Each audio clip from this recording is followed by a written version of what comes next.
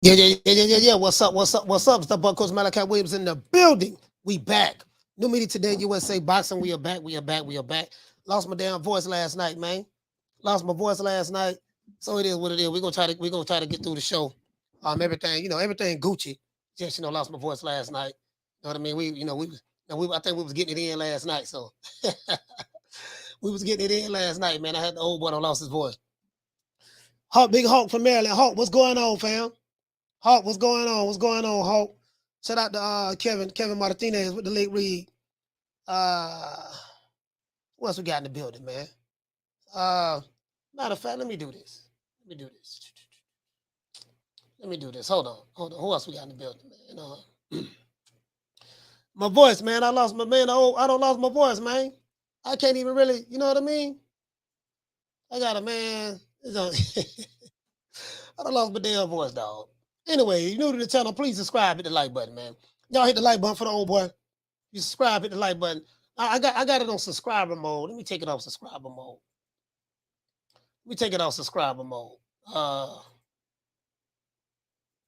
Make it anyone.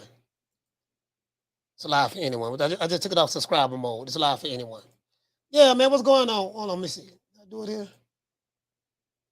All right, I think I'm good now. We took it off subscriber mode. I think we're good.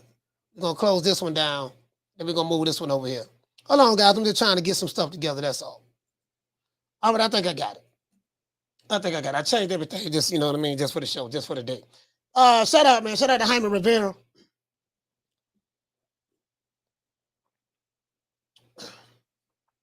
Shout out to Raymond. Raymond, what's going on, fam? Miguel Gomez with the late read. Adrian Big 30. What's happening? Agent Big 30, what's happening? GSV in the building. James Brown. Salute, fam. Salute to James Brown, man.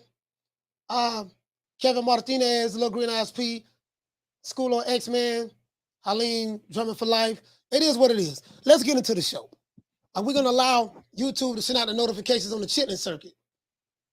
But let's get into the show. We saw the fight last night. Triple G, Canelo, Triple G. Fight turned out pretty much how I expected it. I think everyone expected it. We expected Canelo to win convincingly. We did a poll. I was surprised that Canelo didn't stop him. You know what I mean? And I think everybody was shocked. So that tells me a lot about Triple G. Tells me a lot about Gennady Golovkin at 40 years old. You know what I mean? At 40 years old, it is what it is. He can take a punch. Triple G took some shots last night. He ate them pretty good. Canelo didn't do what I thought he was going to do. I thought he was going to, just do a vicious assault on Triple G's body. He didn't do that. He had some spots and moments where he was catching him in the body, but it wasn't the assault that I saw. That he, you know what I mean? That he was doing to Billy Joe Saunders. Billy Joe Saunders, he was doing some serious body work to Billy Joe Saunders, mixing it up, throwing the bolo punch, mixing it up a little bit. Last night, what I saw with Canelo, he was loading up on his shots a lot. He was landing some hard shots, but you're not going Triple G can take a punch, man. He can take a punch. He's not one of those guys you're going to load up on, and you know what I mean? So we just going to break it down. As a matter of fact, this is what I have to do. Let's pull up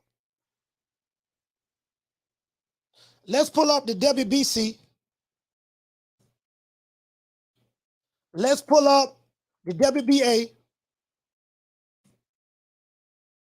Let's pull up the IBF. And let's pull up the WBO.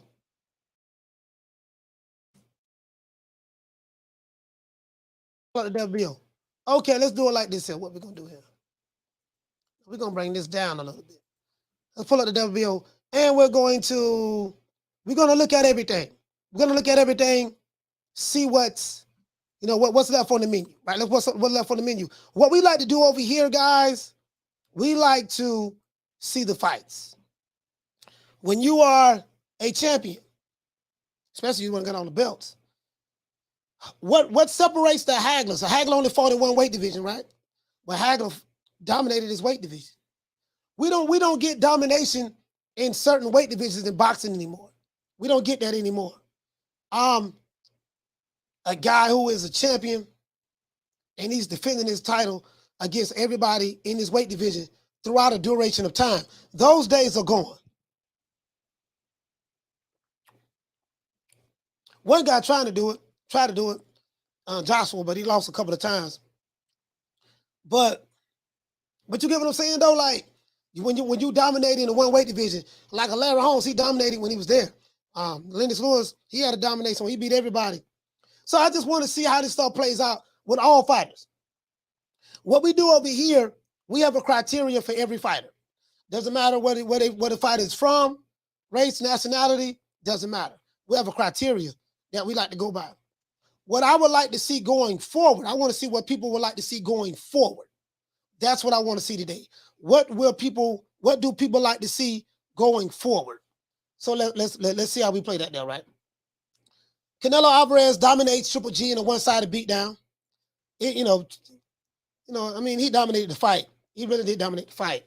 Triple G had his spots, you know what I mean? But for the most part, he was old, looked slow, and pretty much I knew that. I was shocked that he didn't get stopped. I had Canelo stopping him in the 10th round with a body shot. Canelo didn't really go to the body that much.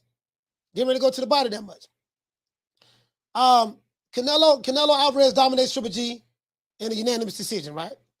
The judges scored the bout 116-112. Two judges scored the bout 115-113. Triple G, in my opinion, did not look that great at all, guys. In this fight, he didn't look good at all in this fight. He looked slow. He wasn't active enough. He wasn't letting his hands go. And he simply did not do enough to win the fight. He just didn't. Canelo landed the hardest shots throughout the fight. I was surprised to see that Triple G threw more punches than Canelo, because it didn't seem like he was really throwing punches. So I guess they was counting the little half jabs he was throwing sometimes. It shocked me that it turned out that Triple G, I guess he must have did it in the second half. I didn't really, because it looked to me he wasn't really doing that to me. But Canelo did land the hardest shots, and he did press the action for the most part throughout the night. Canelo did look tired. You know, Canelo, he did set a pretty good fast pace in the beginning. He did do that. But he kind of like gassed out in the second half of the fight. I want to say like maybe the 9th round on up, he was, Canelo was huffing and Triple G was huffing earlier. You know what I mean? Just maybe a couple of rounds earlier. Gennady Golovkin, he did have his moments in the fight, guys, but it wasn't enough to get the job done. Now, Triple G and Canelo seem to squash their beef. Triple G is the unified middleweight champion of the world right now. He has the WBA and the IBF. Jermall Charlo and Janibek have the WBC and the WBO belts, respectively. Will the three champions in the middleweight division fight each other? Only time will tell. As for Canelo, Canelo says that he wants to fight Dimitri Bivol again. Personally, I don't want to see that. I want to see Canelo do something that he's never done. Dominate your weight division. You're undisputed in the super middleweight division. Fight who's ever there, right? No matter what they say. And I'm going to show you guys how this works, because a lot of you guys are going to be upset about this. But the guys who are going to be upset about this, you don't know nothing about boxing. And I know you don't. A lot of guys who are watching boxing today, they know nothing about boxing. They don't. You see what I'm saying? They know nothing about the counterattacking boxing tactics. They don't know how to counter with the left jab, how to counter with a left jab counter. They don't know a straight right counter. You see what I'm saying? They don't know the ins and outs of inside fighting. They don't understand the defensive boxing tactics that you have to have. They don't understand, defensive terms like how to sidestep, ladder, literally stepping to the side. You see what I'm saying? How to, the snapback. They don't know nothing about that. How to rock backwards a little bit. You see what I'm saying? To avoid, when you do that, you kind of want to avoid a blow from connecting when you just lean back a little. I'm not saying lean all the way back, because a lot of fighters like to come straight back. But some of these are defensive tactics. These guys don't know. What's some of the other shit I learned? How to sway to one side. You know what I mean? Like step to that side. You saw Bam doing it last night. They don't know how to block. They don't know how to block shots. You know, they don't understand how to block. Block with the forearm, block with the shoulder, block with the elbows, block with the gloves. They don't understand catching and shooting. They don't understand parrying. When you're parrying, you knock the arm down. You deflect the shot to one side so that you can come back and counter with that same hand that you deflected with. And of course, everyone knows the high guard, the cover up. They don't know these things. So I understand this, so a lot of these guys on the internet right now, they don't know none of this stuff. They don't even really know what they're watching. They just deride for their fighter because they're from their ethnicity or of their ethnicity or nationality or whatever, but they can't break down no fight film. And then when they can't defend their position, they get mad and go calling you names. That's what they do. But that's okay. It is what it is, right? As for Canelo, he did say he wanted to fight Dimitri Bivol again. But what would happen if he has to defend his titles against his mandatories? He has 4 belts. Will Canelo defend his titles at 168? Or will he drop the belt to avoid a mandated fight in order to fight Dimitri Bivol again? Only time will tell. Let's look at the super middleweight and the middleweight division guys to see exactly what are the options that Canelo and Triple G may have after they come back. Adrian, what you say, fam? He said they're the same dudes who said the jab was overrated. Yeah, for real, though. True. And you got, and this is the thing, you got boxing communities that they don't know nothing. And they don't know nothing. You see what I'm saying? And their subscribers don't know nothing. And you can tell just by what they say in chats. I'm like, oh, I already know what time it is. You get what I'm saying? But it is what it is. Shout out to Giovanni.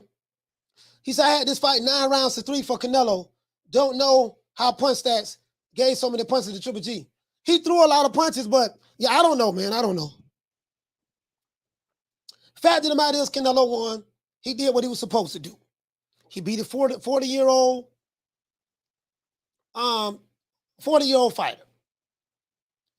Triple G did better than, he didn't really do nothing. And I think Canelo's speed was giving him problems. And a lot of stuff that the reason why Triple G didn't let his hands go the way he wanted to, because he didn't want to get countered. He understood that Canelo was setting traps. When Canelo comes in with that high guard, when he comes like this here, you throw a shot, he likes to block. He likes to knock that hand down. He likes to parry with it, deflect the shot. When he come in like this here, and he lean like this here, he's trying to set you up to throw. When you throw, he's going to knock down, and he's going to come with that hook. He's going to knock down and come with the bolo to the body. So everyone knows that, right? And everything Canelo throws is hard. So that's why a lot of times you didn't see Triple G opening up offensively because he didn't want to get the hard counter. And that's what I saw last night. Shout out to Matty Yoel. Hey, okay. Dropping that quarter of a bam dub on your boy. Hey, Leroy. Super chat received. Playtime's over, boy. He said, good day, Mike. Down from the bar, there's a platform stage. People pimping, sharp as razor blades. He said Triple G did good from the 8th to the 12th. He did better, but he didn't dominate throughout. He didn't dominate from the 8th to the 12th. He did a little better, but he didn't dominate. He didn't dominate throughout the 8th to the 12th. You get what I'm saying? But them games, nor did I expect him to. I didn't expect him to. You get what I'm saying? So you say beat options. Beat options for Canelo legacy is go down to 160, be undisputed there. That would be great. No, I wouldn't say that. I wouldn't say that. I would say, because if he can't make the weight, I wouldn't want to see a fighter go through that. I would say defend his titles like the old school fighters defended their titles throughout a duration of time. You get what I'm saying? We don't really see that. You don't really see that a lot. All right, what did he say? He said you got no man skills, bro. You got no man skills? Oh, I don't know what you're talking about.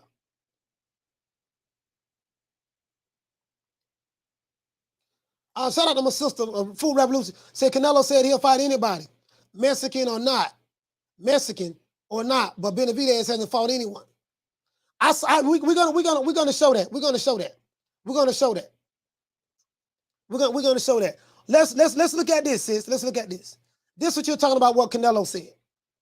This is what Canelo said last night. Hold on, guys. Let me. This is what Canelo said last night. Again, I'm not making a civil war about this. Right now, I'm like, okay, let's see what they have next. Let's see what they have next. So this is what Canelo said last night after the Triple G fight. For the love of boxing. Shout out to the For the Love of Boxing. Salute to you, fam. Hey, okay. You dropping that quarter of a bam, dub on your boy. Hey, Leroy. Super chat received. Playtime's over, boy. He said for the love of boxing, he say these channels don't know nothing about boxing, just push narratives and hate. Salute to you. Would love to see you debate Southpaw. I mean, these dudes don't debate online. I haven't seen a debate online since I've been on YouTube in the YTBC. I see a bunch of dudes getting mad, yelling and screaming and cussing each other out and threatening each other. Debate is, and I've been in debate school, and we debated a lot in the Nation of Islam, but I've been in debate school in high school, and debate class in high school. Sorry about that. And the debate is when you have a topic, and we do research on that topic, and we have a date to where we come together to have this debate. And if I go first, I get to bring up all of my arguments without being interrupted. That's a problem on YouTube, on the YTBC. These dudes don't do that without being interrupted.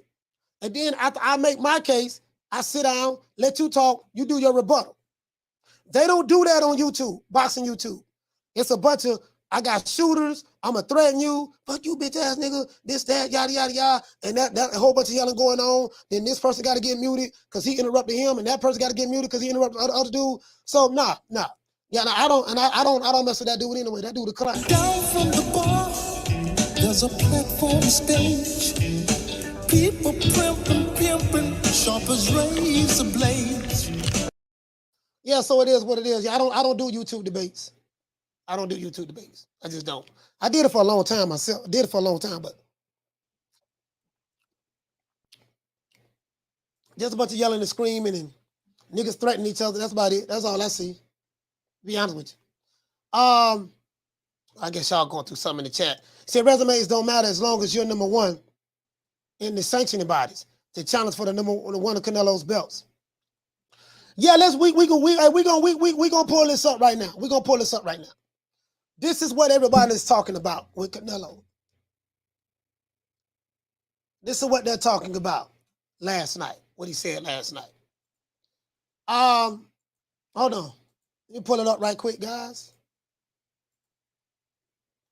It's what Canelo said last night. I say this, you share that video and put Hold on, guys. whatever you want. When I say I don't want to fight Mexican, it's because I represent Mexico. And that's why. But I don't care. I fight anybody. And I fight all my entire life anybody. What do you think? I don't want to fight with Juan Mexico or Benavides. But look, I hear his dad talking a lot of shit. But look, he's accomplished nothing. One single champion, Anthony Derrell. Please, don't disrespect myself. Please, guys. I don't fucking care. Yeah.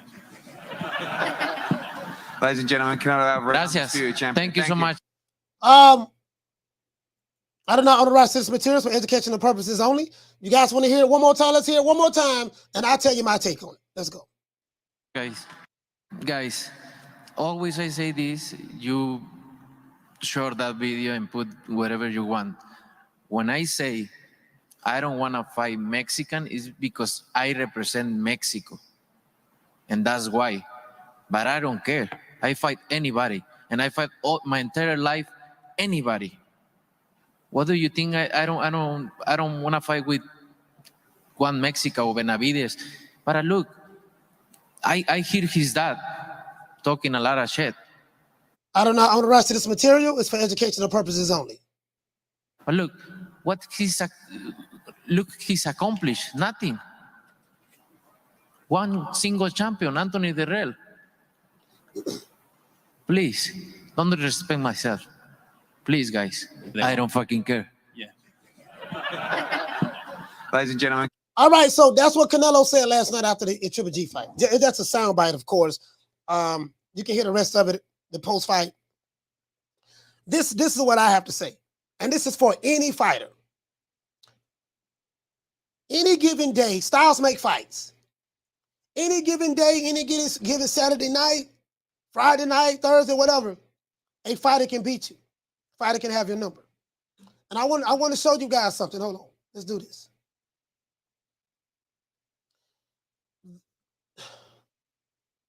Now with Canelo has 63 fights. He's had 63 fights. He's had a lot of fights. A lot. I think Canelo has been a professional since he was about, what, 15 years old? Something like that, guys. You guys in Mexico probably know better than I do. He's about 15. Let me look and see. He was born in 1990. This is the problem that I have, though. You know, I'm old school. With Canelo was a catch-22, guys. Born in 1990. Canelo was a catch-22. Because with Canelo, it's you're damn if you do, if you're damn if you don't, right? With Canelo. Okay, he started boxing pro when he was 15 in 2005. With Canelo, it's damn if you do, damn if you don't. You can look at him and criticize him and say, okay, well, he ain't fight Charlo. He ain't fight David Benavidez yet. He ain't did this, he ain't did that, right? You can criticize him for certain things, right? But he fought Daniel Jacobs. He fought Gennady Golovkin. He didn't fight Demetrius Andrade. He didn't fight Jermall Charlo, but he fought Daniel Jacobs and Gennady Golovkin. The problem this is the problem, guys. This is the problem. See, this is with Canelo. I'm going to show you the catch-22 with Canelo.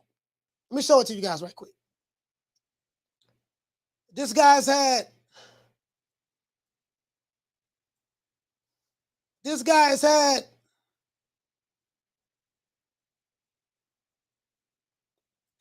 He's had 63 fights.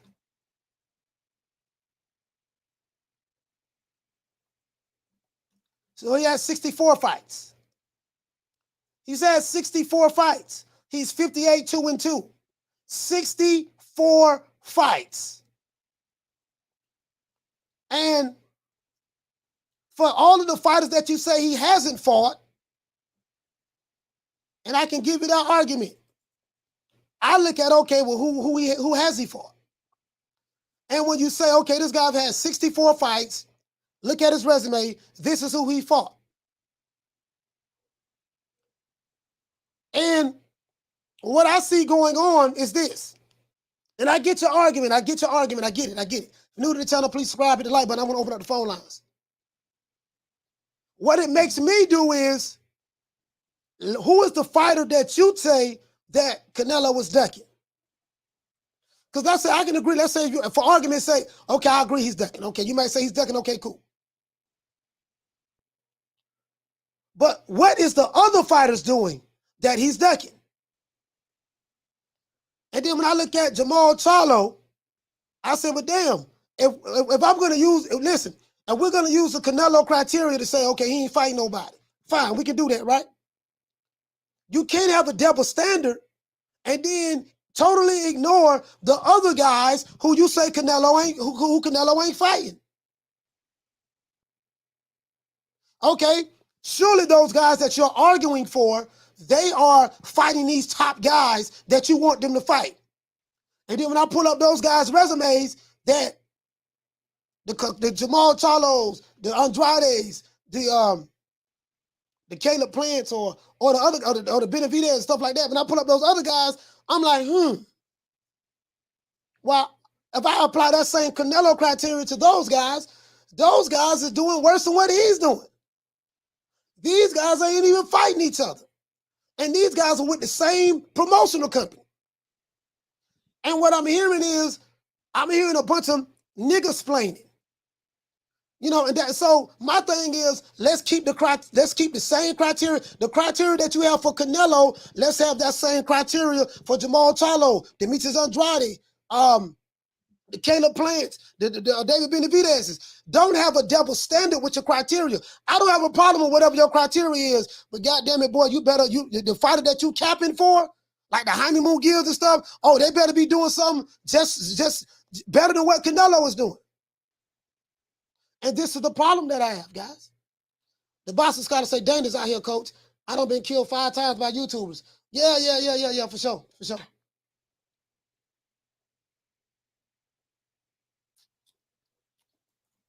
William Boxing, what did he say? He say, fast, keep that same energy, fanboys. And I'm not capping. I'm not capping for Canelo, Jermall Charlo, Demetrius Andrade. I'm saying this is why you have to have a criteria. Remember, I have a criteria over here. I have a criteria. One of my criteria is what? What is the level of competition that your fighter is fighting? That tells me a lot about your fighter. Old school criteria. How many top 10 fighters have your fighter fought? Did your fighter dominate a weight division? How many career-defining fights has your fighter had? So if I was to apply this criteria to Canelo, there were some things that I could poke some holes at. Okay, well, he didn't do this, but he did this. Yeah, he didn't do that, but he did that over there. For whatever Canelo didn't do, he did the equal amount or greater over here. But when I apply that same criteria to Jermall Charlo, David Benavidez, Demetrius Andrade, Gennady Golovkin, Triple G, got to throw him in there too. We gotta apply that same standard across the board. And a lot of you guys who don't know nothing about boxing, we established that already. You don't understand that. Because you don't have a criteria, you don't understand how this works. And the YouTube channels that you follow, they don't educate you and teach you nothing. It is what it is. That's my criteria. You get what I'm saying? So I always go about my criteria. I always go about my criteria. And my criteria is with boxing. And I'll tell you guys this, if you always go with the side of boxing, you will never go wrong. True. But when you go with the side of D-riding, fanboying, go with the side of the group that's a part of your crew on YouTube, you're gonna go wrong every time. You're gonna go wrong every time. And that's the problem. That's what I see. That's the problem. That's what I see. Now let's look over here. Let's see what's up. Shout out to Raphael. What you say? Said to be fair, Benavidez is 25 and still and has been a champion. He probably has some of the better resumes at 168 for his age. Yeah, my thing. This is another thing, Raphael. Like you say, Benavidez is only 25. He still has time. He still has time. You get what I'm saying? So fighters who young, who still have time, they still have time. Some fighters have not had those fights as of yet. Just because they don't have them as of yet doesn't mean that they won't have them. Like a Devin Haney or David Benavidez, 23 and 25. Just because they have not had those signature fights or dominated the division or fought all of the top 10 guys as of yet does not mean that they won't have it. They're still young. They still have time to get there. But these guys don't have criteria. This is the problem. So I always stick to boxing. I always bring it back to boxing. While dudes fanboying, I stick to boxing. While dudes D-riding, I stick to boxing. While dudes cheerleading, I stick to boxing. While dudes riding with their YouTube channels and they're part of certain organizations, paying membership fees, while broke, while begging their subscribers to help send them money to take care of his wife and kids, I stick to boxing. True. And this is why nobody on YouTube can deal with me unless you have that criteria. If you ain't a blood boxing, if you ain't a punch perfect boxing over there in the UK, or beats and rhymes, or scrapbook boxing, or boxing gyms, or ring IQ, you're going to have problems. You're going to have problems dealing with somebody like me. Because a lot of those channels outside of that, they don't know nothing about boxing, and they just, this is the fanboy stuff. I'm popping. You get what I'm saying? So, like, what we going to debate about? There's nothing to debate about. Only thing you're going to do, you're going to get mad and start, I got shooters. You the bitch. You the bitch. I got shooters. I'm going to pull up. I'm going to do this and do that. That's what I hear. They get mad and go to yelling and screaming.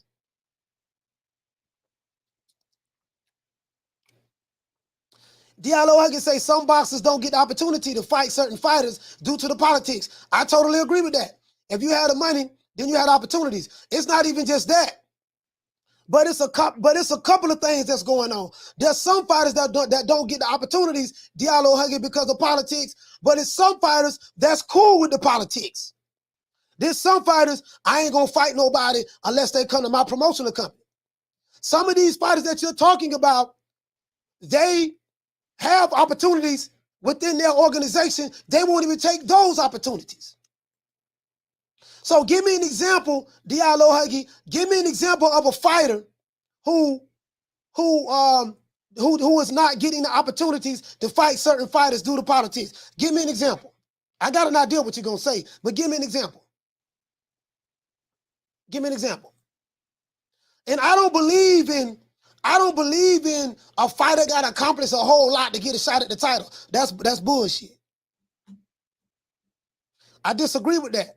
I don't believe in a fighter where he got to fight A, B, C, and D in order to get a shot at the title. No, if he's the mandatory, if he fought to become the mandatory, guess what? He deserves a shot at the title. That's how this goes. Shout out to Shadow Ghost. Salute to Shadow Ghost.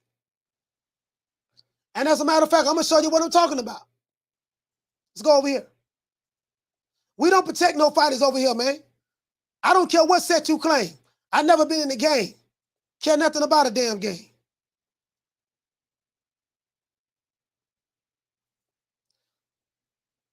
I claim the set of boxing. So let's go over here. Let's see. No, you know what? Let's do this. Let's look at Triple G. Let's look at Triple G. And as a matter of fact, let's pull up some more stuff, guys. Look at Triple G. Let's go to the WBC right here. Let's go to the WBC. Look at the ratings. Let's go to Triple G first. Let's go to the IBF. And let's go to the middleweight division first. Let's do that. And let's go to the WBO. And let's go to the middleweight division. And then we're going to flip it. Then we're going to flip it and go somewhere else with it, okay? I'm going to show y'all, I'm going to show these new Buddhists how this works. Shout out to my sister Arlette. New to the channel, please subscribe to the like button. We got 306 people in here watching this show, and we got 98 likes. This is unacceptable. I know my ops here. It's fine. It's fine. I know y'all here. I know the ops here. But hit the like button. And we're going to put them paws on.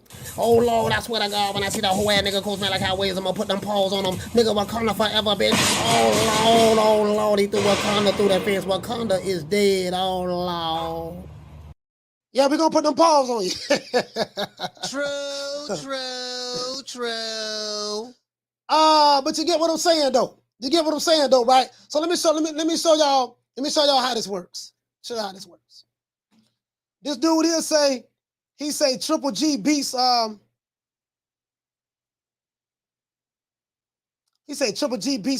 Charlo. Guess what? He can't beat him just by saying it. The only way Triple G gonna beat Jermall Charlo, he's gonna have to get in the ring with him. True. Gonna have to get in the ring with him. That's how this works in boxing. We don't do this over here. This what we don't do at New Media Today USA Boxing. We different. We different over here. Shout out to my sister Lisa Bells. We know we don't do it. We different over here. We don't say, you know what, Triple G automatically beat. We already know Triple G beat Jermall Charlo, so he ain't got to fight him. Triple G don't need to fight Janibek. Janibek ain't done nothing. He ain't really done nothing yet. He'll email him. He ain't got to fight him. Jermall Charlo, he been a professional boxer for 14 years. He only fought one champion. A guy who actually had a belt since he been in boxing. He actually beat for a belt. He don't need to fight him. We don't do that over here. The way boxing works is this. If your fighter is Godzilla, his ass better be fighting King Kong. The problem I have is a lot of you dudes, you come on over here and you tell me your fighter King Kong, my fighter King Kong, my fighter Godzilla, my fighter Mothra, my fighter Optimus Prime. And then when I point to Megatron, I say, okay, your fighter Optimus Prime, okay, here you go. Here go Megatron over here. Here go Megatron over here. Is he gonna fight Megatron? And then you can't turn around and say, oh well, my fighter don't have to fight Megatron. Megatron ain't nobody who need to fight Megatron. And then when you go to making excuses for why your fighter should not be fighting the other killers, and you saying your fighter's a killer, I say he ain't got but one belt. The only way to find out who the true champion is in the division, everybody got to fight. The top 10 guys got to fight each other, and the champions got to fight each other. And this is what it is. This is what it is. So it is what it is. But let's go over here. Let me show you something. A lot of these guys don't know. So they come over here, so we just going to educate them. That's what we going to educate them. Take it or leave it alone. Now, Gennady Golovkin, as you can see, guys, Triple G is he's the IBF, and he's the WBA champion. There are two champions in the middleweight division. Jermall Charlo has the WBC belt, say he the email champ. And Demetrius Andrade is not here anymore. He's officially moved up. Janibek is the WBO email champ. Jermall Charlo did not fight anybody for his belt. Janibek did not fight anybody for his belt. They have not updated this yet. But Janibek is right here. So Gennady Golovkin, he says he's not retiring. If he's not going to retire, he needs to be fighting Jermall Charlo and Janibek. Janibek need to be fighting Jermall Charlo, the unified. Or Janibek need to be fighting Gennady Golovkin. These three, you got three champions in the middleweight division. There's no reason why they shouldn't be fighting each other. Marvin Hagler did it. The middleweight division is a historical weight division. I'm gonna hold you to that Marvin Hagler's criteria. I don't care who your fighter is. I don't care whether he white and you want to protect him because he white. I don't care nothing about that. That's a personal problem. I don't care because the fighter is black and you want to protect him because he's black. I don't care nothing about that. That's a personal problem. I don't care if he's Hispanic or what his nationality is or what country he come from. That's a personal problem. When it comes to boxing, if you tell me your fighter is King Kong, his ass better be fighting Godzilla. True. If you ain't talking like that, this ain't the channel for you. This ain't the channel for you. Simple as that.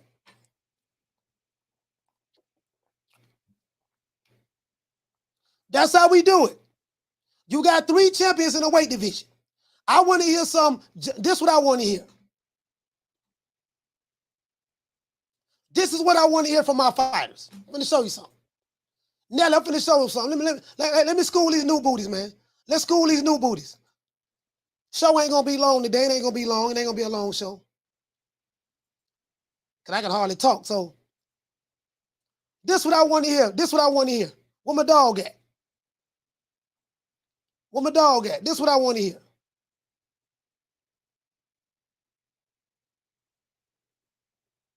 Hold on, let me find him. Y'all know who I'm looking for. You know who I'm looking for. Hold on, where you at? I think I passed it. You know who I'm looking for, right? I'm looking for James Lights Out Tony. There you go, right there. I'm looking for James Lights Out Tony. That's who I'm looking for. Show you new booty something. Y'all been listening to too much. A lot of these dudes been listening to too much. You can tell they don't know nothing about. They don't know shit about boxing. Just what they say in the chat. Yeah, he don't know that. I'm not finna argue with a bunch of fools. If I argue with a fool, it make me look like a fool. Hey guys, let me tell you guys something in the chat. If you know you got a fool trying to argue with you and yell and scream and ain't making no valid points, if you know you got a fool, guess what? You look like a fool trying to argue with him.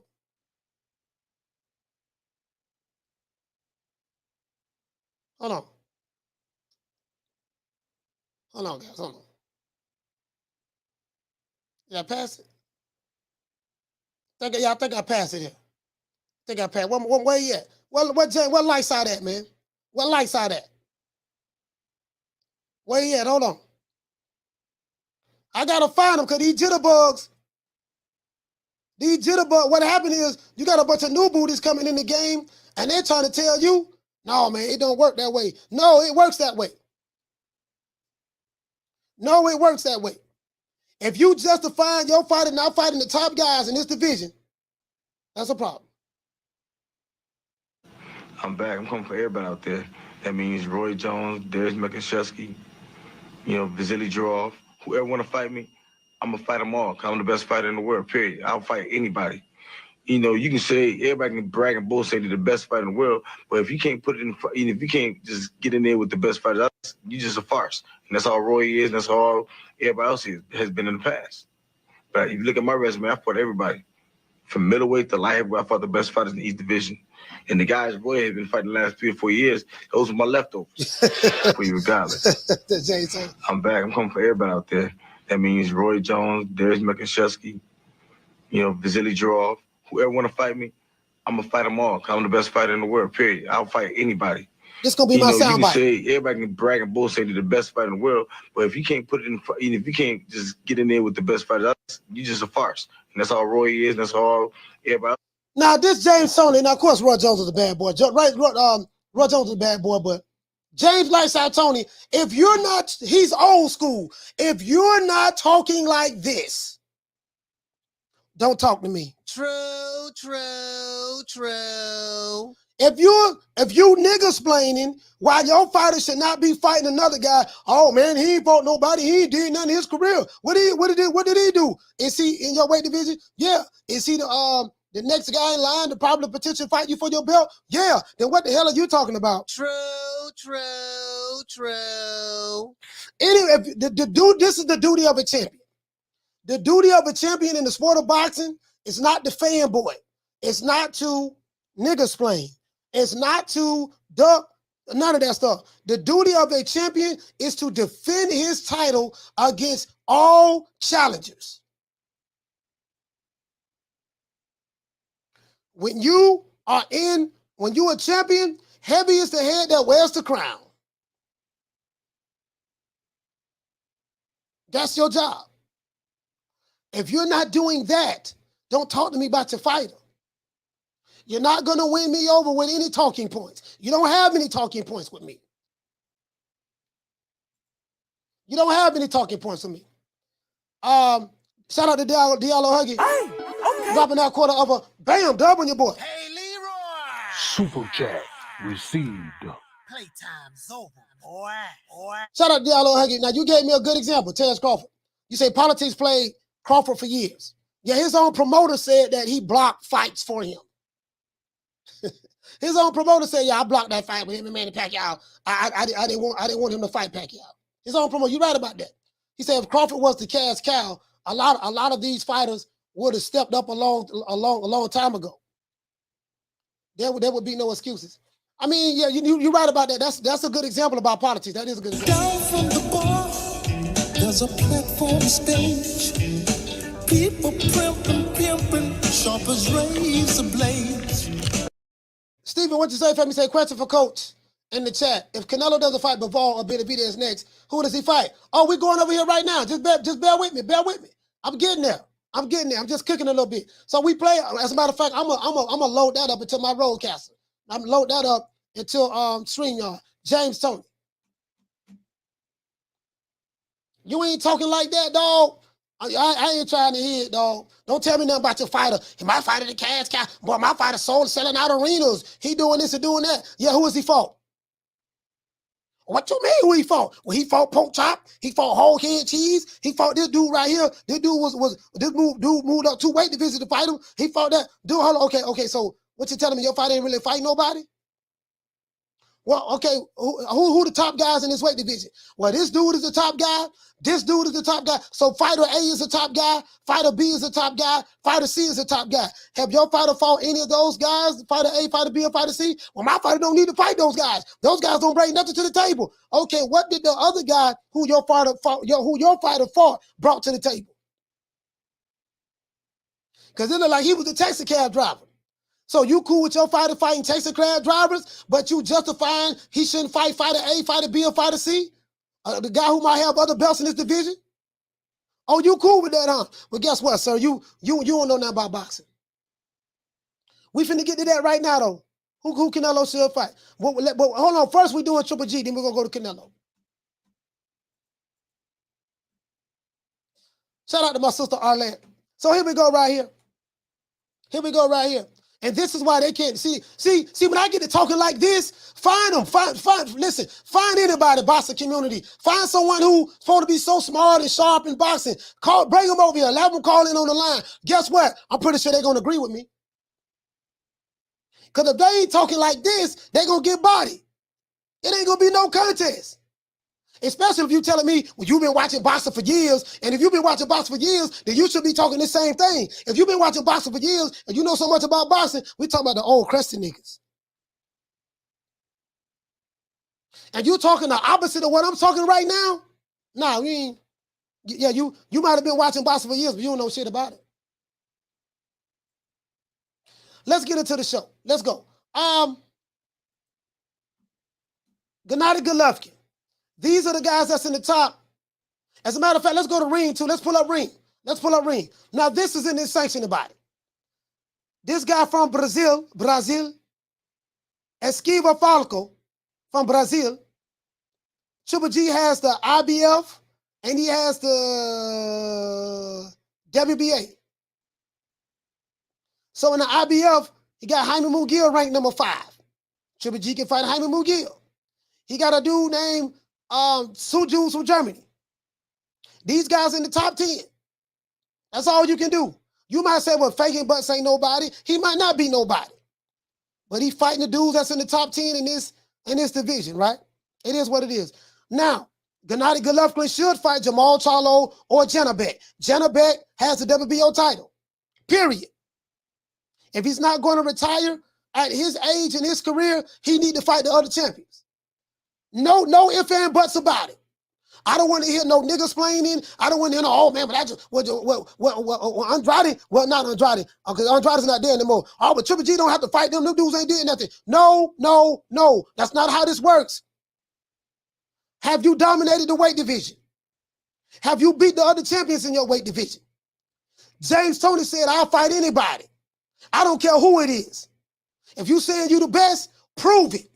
Anybody can say they're the best, but if you ain't getting in there night in and night out fighting the top competition, you just a farce. That's what James Toney said, and I agree with James Toney. True. Fight your mandatories. Defend your titles.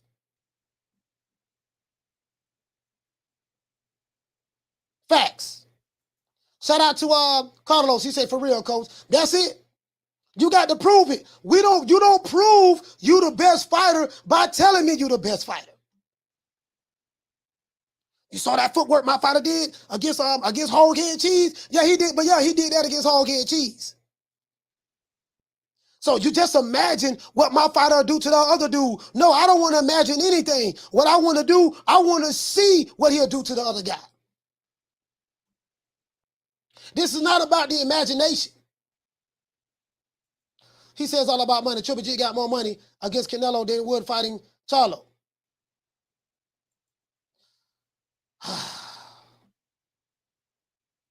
Anyways, let me move on. Let's go over here. Gennady Golovkin is the WBA super champion. And the Reggie belt title holder is Eris Landy Lara. Lara should be pressing up on the super champion. Lara should be the mandatory for Triple G.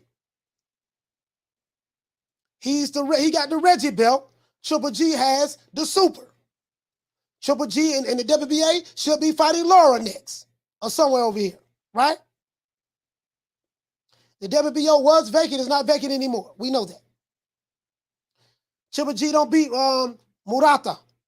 You got Sergio Martinez. Sergio Martinez, this is an old school Sergio Martinez. The one who been boxing forever. Same guy, this is him.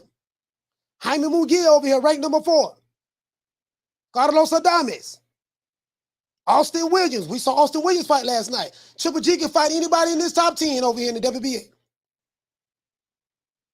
Preferably, I would rather see him fight another champion. Try to become undisputed like Canelo did. Let's go over here to the WBC. The WBC, they got Jermall Charlo over here. Jermall Charlo is the WBC champion. And right here, Jermall Charlo, Carlos Adames, PBC fighter, is number 1.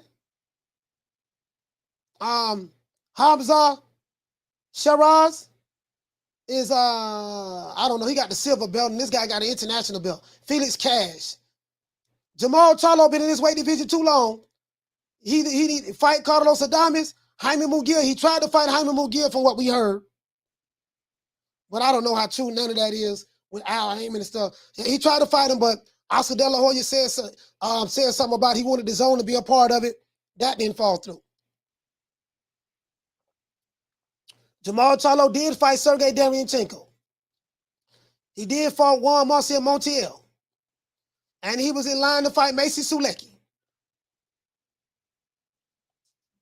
He fought Montiel, went life and death with him. He fought Sergey Derevyanchenko. He beat him pretty good with 12 rounds, unanimous decision.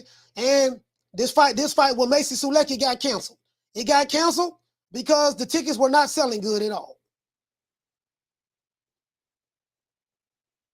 This point in Jermall Charlo's career, he does not need to be fighting the low-hanging fruit. Jermall Charlo should be fighting either Carlos Adames, Jaime Munguia, any of these top guys. But at this point in his career, he said he wanted to unify the division. So since Jermall Charlo said he wanted to unify the division, he needs to be working on unifying the division. Him and Triple G need to be fighting each other. Jermall Charlo and Triple G need to fight each other. Jermall Charlo and Janibek need to fight each other. I'm sorry? 160 is my weight division. I want to unify. I want to get Golovkin in the ring. I want to bring him to Houston. You know what I'm saying? I want to get Canelo out here to Houston. If they willing to come down to 160, this is my weight division. The crazy part about it is Triple G was already at 160 when he said if they willing to come down to 160. Triple G was already at 160. He didn't have to come down. So Jermall Charlo, Triple G need to be fighting each other. Janibek and Jermall Charlo and Triple G need to be fighting each other. I don't care what their resume is. I don't care, oh man, they ain't did nothing. They ain't fought nobody yet. Now, they got the belts and they number 1 in their divisions. That's all that matters. Their respective sanctioning bodies. Period. That's how this works. Doesn't work no other way. New to the channel, please subscribe with the like button. I'm going to open up the phone lines. We need 50 more likes. Like a lot of these dudes that be watching boxing, they don't understand. They don't understand feints. For these guys who don't know what a feint is when a fighter pretends that he's going to hit a certain part of the body. He fakes like he's going to hit it, but he hits a total different area.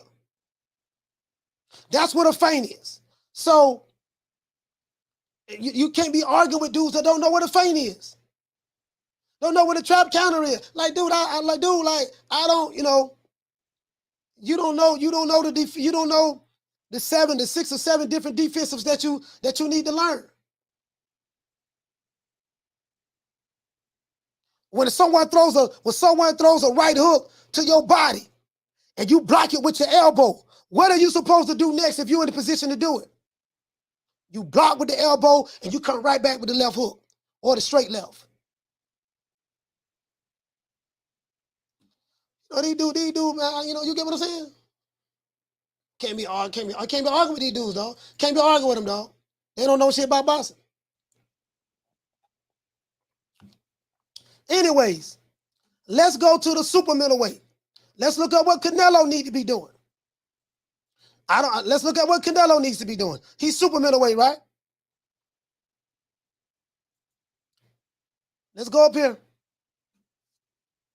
Super middleweight, we got that right there. Let's go to the IBF. Like, this is what I would like to see. Super middleweight. This is what I would like to see, guys. Because we need to know. Oh, and here go the WBO. The WBO for middleweight. They got, you guys can't see it, but I'll read it to you. Jaime Munguia is ranked number 1. Janibek is the champion. Janibek need to fight the other champions, or Janibek need to go ahead and fight Jaime Munguia. Janibek fight Jaime Munguia. He ranked number 1. Give him that smoke. Or Jaime Munguia give him the smoke.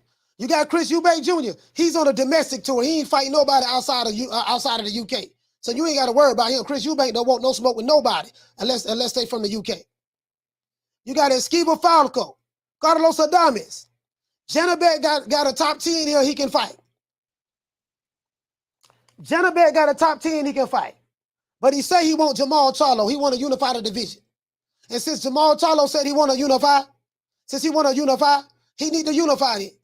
We're going to hold him to his word, right? Let's continue. Let's get this. Hold on. Let's go back right here, man. Let's go back right here. Organization, WBO, year, 2022, month. We just gonna say August. Category, we're gonna go to super middleweight. Let's blow it up. Saul Canelo Alvarez is the champion. Gennady Golovkin was ranked number 1 in the super middleweight division. How he got to number 1, I don't know. But he lost last night. Demetrius Andrade is ranked number 2 with the WBO. He's fighting Zach Parker. The winner out of these two need to be fighting Canelo next. Whenever that is. That might be next year sometime, right? Is he fighting Zach Parker or John Ryder? Well, one of them. No. Okay, now, some say John Ryder is the mandatory to Canelo. I think in another sanctioning body, though. You got Edgar Berlanga here. He the NABO WBO champion. Danny Jacobs is still on this list too. So that's Canelo. That's what he got. That's what Canelo has with the WBO, right? He got several options. The IBF, Canelo got all the belts. We see some dude named William Skull. If Canelo, let's say this guy in the IBF becomes Canelo's mandatory. Now what's going to happen is this. Oh man, he ain't fight nobody. He fought a dude named William Skull. Hey, this dude is Cuban. He's ranked number 1. He's ranked number 1. If that's going to be his mandatory in the IBF, he got to defend his titles. Marvin Hagler defended his titles. It may not be a sexy name, but hey, you got to fight the guys who there. They're in the top. You fight. If they're in the top 10, you fight them. He your mandatory. You fight all mandatories. We don't duck no mandatories. We don't duck no. We fight all mandatories. That's what the old school fighters did, right?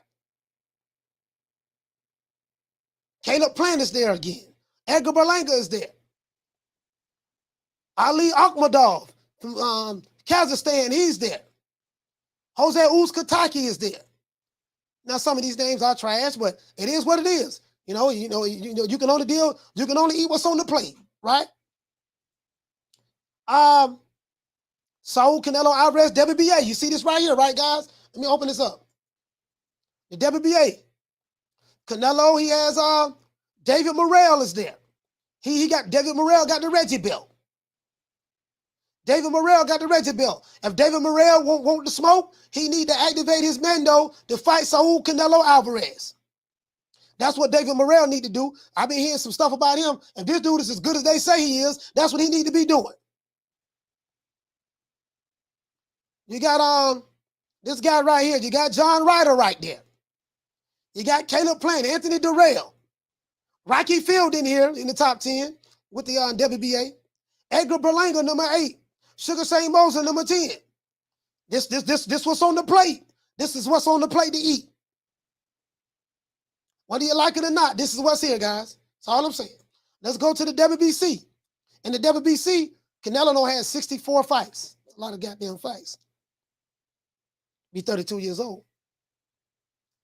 This guy right here from Russia, Bivol, can't pronounce his last name, and this dude from Italy. Now, if Canelo fight any one of them, we already know what they're gonna say. And that's fine. Understandably so, understandably so. David Benavidez is the interim champion. Canelo, if this guy, because David Benavidez is the mandatory to fight, challenge for this WBC strap, by him being the interim champion, guess what? Canelo has to defend his title against David Benavidez. I don't care if you don't like David Benavidez's resume. I don't care if you think he's flat-footed. I don't care if you say, well, he ain't no real Mexican and we don't like him. It doesn't matter. If he is the interim champion, guess what? And he's the mandatory, guess what? That it's the duty of the champ is to defend his belt against all incoming mandatory challenges. That's the duty of the champ. Doesn't matter who it is. Doesn't matter if it's Triple G. Doesn't matter if it's Devin Haney. Doesn't matter if it's Terence Crawford, Errol Spence, Tyson Fury, Alexander Usyk. Doesn't matter who it is. That's the duty of a champion. And this is what you guys don't know. True, true, true. So we'll see how this plays out. We'll see how this plays out. He said we need to get Coach onto 15K. Yeah, I'm almost at 15K. You get what I'm saying, though? Arian, what you say? You said listen to the coach right now. That's how this works, fam. That's how this works. I tell you guys, well, if you have a boxing criteria, listen, if you have a boxing criteria, if you're new to the channel, please subscribe to the like button. If you have a boxing criteria, guys, it takes away all of the emotion. It takes the emotion out of it. You get what I'm saying? I love Devin Haney. Oh, I love him. Oh, I love Tank Davis. Oh, I just love him. I just love him. I don't want to see him fight any of the top guys. Oh, I love Canelo. Oh, I love Triple G. Oh, I love them. Okay, listen. What is your boxing criteria? Your boxing criteria cannot be love. Your boxing criteria cannot be love. So who is the best mandatory for Canelo in your opinion, Coach? L. Harvey. I'm going to be honest with you, fam. From what I'm seeing in the WBC, I would say David Benavidez, to be honest. I know a lot of Canelo fans, they don't think much of David Benavidez. My thing is, okay, if David Benavidez ain't nobody, then fight him. That should be an easy fight, right? That's in the WBC, L. Harvey. In the WBA, the best fighter that Canelo can fight in the WBA is David Morrell. They saying this dude, David Morrell, is supposed to be some kind of killer from Cuba, right? Okay, Canelo that'll be his best option there too. If Canelo beat him, then it's going to be a double standard. They're going to turn around and say, oh, he went nobody. See, this is what these dudes do too, right, L. Harvey? When it's a fighter that they don't like, they say he needs to fight A, B, C, and D. There's nothing wrong with that. Let's say fighter fights A and B, and he beats him. They'll turn around and say, oh, man, that fighter he beat, that we said he should beat, he went nobody anyways. They argue both sides of the coin. When it's heads, they argue heads. When it's tails, they argue tails. You can't beat them. True, true, true. Can't beat them. And that's why I say if you have a boxing criteria, it takes the emotion out of it. It takes the, oh, I love my fighter. You don't have to put him in the witness protection program. What you say, family? Say, why be ranked number one if the champ won't fight you? That's crazy. And listen, RM, that's crazy to me. How can you be ranked number one and the champ won't fight you? That's crazy.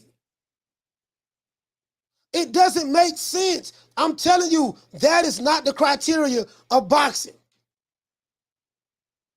When you're number one, now after if you beat like 3 or 4 guys, 5 guys in the top 5, okay, man, you can move on if you want to. Move on, man. But if your job is this, if you're going to stay in that weight division, you have to fight the other guys. If you're going to stay in that weight division, that's how it works. There's no ifs, there's no ands, there's no buts about it. True, true, true. That's how this works, fam. Let's go to Twitter. Let's go to Twitter, guys. Why are we going to Twitter? On Twitter, a lot of people saying that on Twitter, a lot of people saying that the Canelo Triple G fight was trash last night. What do you guys think? Let's do a poll right now. Do you guys think that the Triple G Canelo fight was trash? Let me go ahead and hit the like button. Let me go ahead and do the poll right now. We need let me open up the phone lines. We don't have the likes up yet, but I'm gonna open up the phone lines anyways. I want to hear from the people. What you guys think? I'm gonna open up the phone lines anyways, guys. We still need the likes up, but I'm gonna open it up. We need 30 likes, but I'm gonna open it up anyways. Hold on. How do you rate Canelo versus Triple G 3 last night? We're going to have 4 options. We're going to have option 1.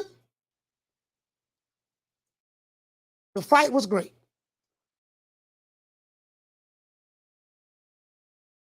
Option 2. The fight was all right. Option 3. The fight wasn't that good. As a matter of fact, let's do this. The fight was great. The fight was good.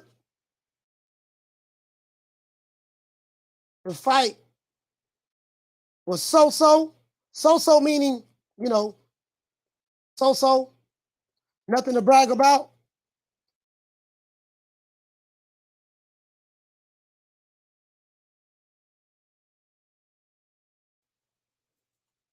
The fight was so-so, meaning all right. That's what so-so mean. And we gonna have the fight was trash. The fight was trash. But I like to hear what the people got to say. How do you rate the Canelo versus Triple G fight last night? We just did a poll, guys. I do this for the people, by the people, of the people, because we come from the people. Shout out to Stockton. Hey, okay. Dropping that quarter of a bam, dub on your boy. Hey, Leroy. Super chat received. Playtime's over, boy. Stockton, what you say, fam? You say Canelo should rest from surgery. Yeah, he did say he needed surgery. He did say that. He don't fought twice this year, so Canelo should rest from surgery, and Charlo versus Benavidez should be forced to fight for Canelo. Stockton, this is the problem with that, what you just said, right? I agree with what you said with Canelo needed to have surgery. The problem is this. Jermall Charlo and David Benavidez fight in different weight divisions. Jermall Charlo has made every excuse in the world why he should not fight David Benavidez. Every excuse in the world. Jermall Charlo said that he will move up to fight Canelo because he want the bag. But my thing is, if you are willing to move up to fight the boy from Mexico, Canelo Alvarez, because he is the bag, if you're willing to move up, you should be willing to move up anyways, and at least fight fighters that's with your promotional company. Same side of the street. No politics involved. But he won't do it. You get what I'm saying? Instead of that, let me hit you with a hug. Down from the bar, there's a platform stage. People pimping, sharp as razor blades. Instead of that, this is what we hear from Jermall Charlo. Like move up in weight class, go up to 168, challenge this man for all the marbles. The Mexican monster, yeah. The Mexican. You keep throwing that up every time I remember the guy was everybody scared of that guy. You talking a lot of shit. That's all I want you to say stuff. You see what I'm saying? That's how he talking. He, anytime David Benavidez's name is mentioned, he go to niggas explaining, and he say he'll move up to 168 and challenge this man. This man he was talking about was Canelo. in order for this fight to happen, Stockton, Jermall Charlo got to be willing to move up, fam. The man don't want to move up unless it's Canelo. Listen, you get what I'm saying? There's no politics in that fight, fam. No politics, no wrong side of the street, none of that. So I agree with you. While Canelo was recovering from surgery, you know what Jermall Charlo gonna do? Triple G ain't gonna be back till 6 months from now. So guess who's available for Jermall Charlo? Janibek. Guess who's available for Jaime Munguia? Janibek. Guess who's available for the other guys in the middleweight division? Janibek. And hold on, let me show you something else. Let me show you something else. Let me show you something else. Let me show you something else, fam. Hold on.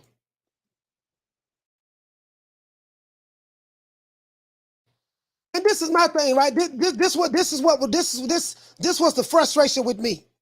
The frustration with me was this. Okay, Canelo's not fighting you. You sitting around for years waiting on one fighter. My thing is this. Because Marvin Hagler did it. Marvin Hagler wanted to fight the champion at that time. Guess what he did? He didn't sit around twiddling his thumbs, fighting once a year and fighting once every 17 and 18 months and say, I want to fight this one dude. Listen, Hagler fought everybody. I'm going to show you. I'm finna pull up Hagler. Let me pull up Hagler right now, man, before I forget. Pull up Hagler before I forget, man. Y'all know how I get about Hagler. Y'all know how I get about Hagler. I ain't trying to hear it, dog. I swear to God, I ain't trying to hear it. I'm not trying to hear it. Not me. I'm not trying to hear it. Boy, y'all got to come with something else, boy. Marvin Hagler from way from New Jersey, right? Hagler from Newark, New Jersey, too. I think Hagler from Newark, New Jersey. Newark, New Jersey's very own marvelous Marvin Hagler. I want you to look at this. Hagler had 67 fights. Out of 67 fights, he won 62 of them. 52 of those fights, he won by knockout. He got 3 losses and 2 draws. He had 60, Canelo had 64 fights. This is Marvin Hagler. So this is what Hagler did. Let me show you what Hagler did. I want to fight the champion. This man fought everybody, dog. This man fought everybody. And he had a couple of losses before he got a shot at the title. Lost to Bobby Watts, lost to William Monroe. William Monroe Jr., father. He didn't get a shot at the title until his 50th fight. His 50th fight, he got a shot at the title, and he got robbed in this fight against Vito. He got robbed against Vito. In order for you to have 50 fights before you get a shot at the title, 49 fights before you get a shot at the title, he fought everybody. He fought everybody in the top 10. He fought everybody in the top 20. He didn't care who it was. And some of those dudes in the top 10, he fought twice. He said, I'm going to fight everybody. That's what Jermall Charlo and Demetrius Andrade was supposed to have been doing. We going to fight each other. We champions. We going to fight each other. And then once Hagler got the belt, look what he did. Look what he did. Once he won the belt, and he became undisputed too. He went to England. He fought Alan Minter. His 54th fight, he fought Alan Minter. Dominated him, stopped him in the 3rd, and a 15-round fight. And he dominated from 1980 all the way to 1987, the same weight division. He fought all the top guys. And if they moved up in weight to fight him, he beat them. John the Beast Mugabe. This dude right here, John the Beast Mugabe, think he was 25 years old when he fought Hagler. 25, Hagler was like 33. John the Beast Mugabe, I think he was 25, if I'm not mistaken. Because they fought in 86. They fought in 86. Yeah, John the Beast was born in 1960. So he was 24, let's see. Born in 1960. he was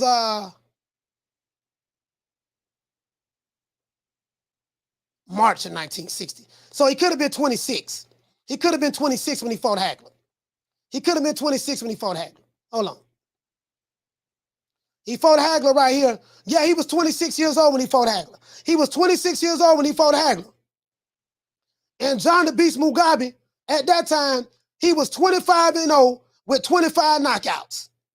Hagler fought a younger fighter. Hagler was like 6 years older than this guy. 6 or 7 years older than this guy, something like, because Hagler was 33 years old. I think he was 32 or 33. He said, yeah, I get in there with him. And Hagler had like 60 something fights at that time. After that fight, he fought Sugar Ray. He lost to Sugar Ray and he retired. I ain't trying to hear that shit on. Not me. If you're going to hold, my thing is this here. Let's hold all the fighters to the same criteria.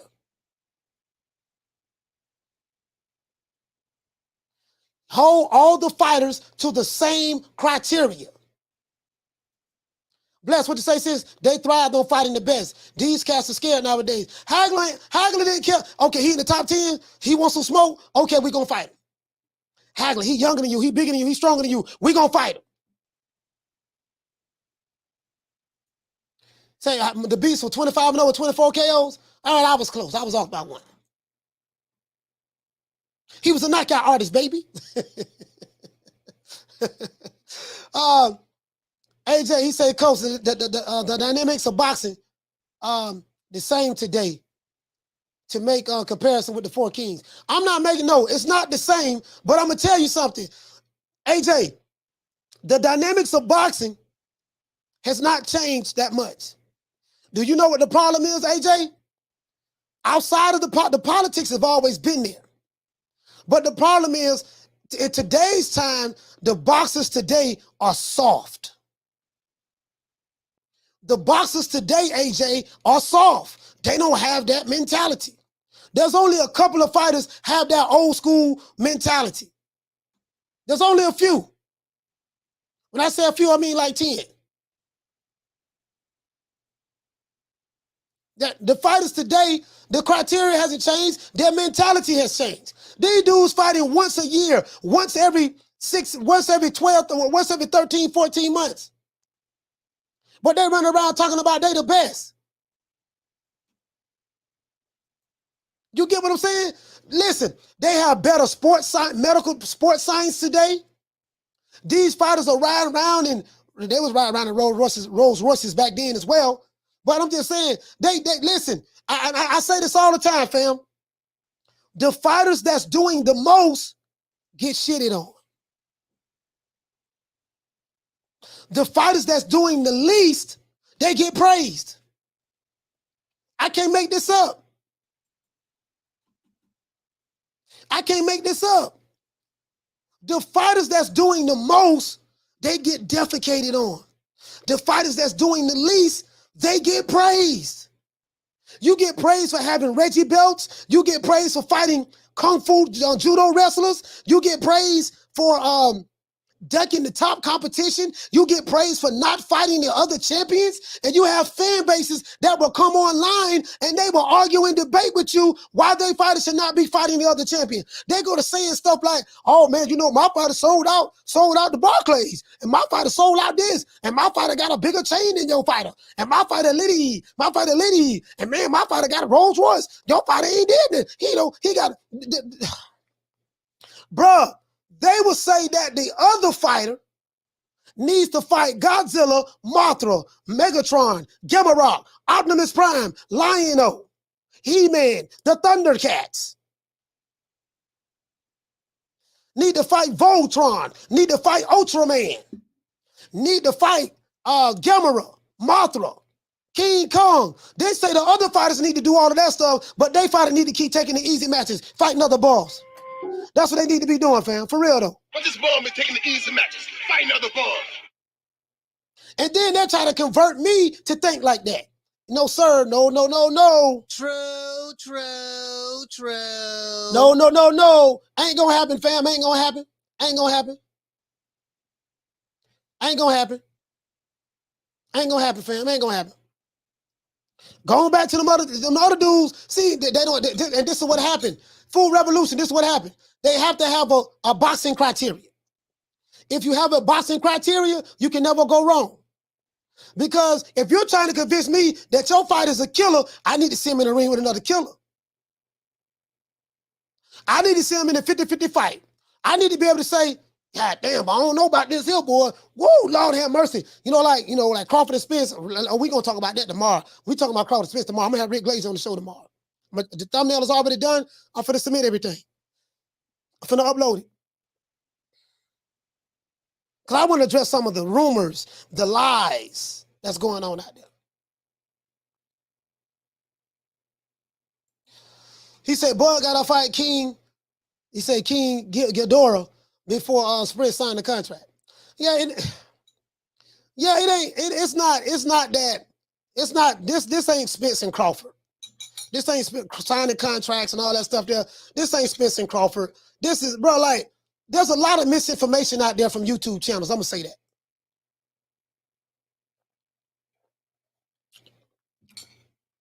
We're not going to say no names, but there's some YouTube channels that make their living spreading misinformation.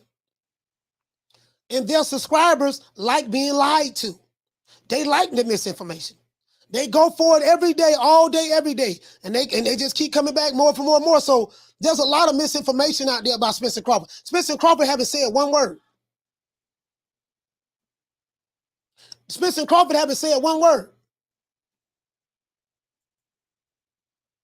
And people talking like, oh man, Crawford got to do this. He ain't did this. And how come they saying such and such, such and such? Yeah, but Crawford ain't saying nothing. Spence ain't said nothing. But it's the YouTube channels and the subscribers that's making up all types of stuff.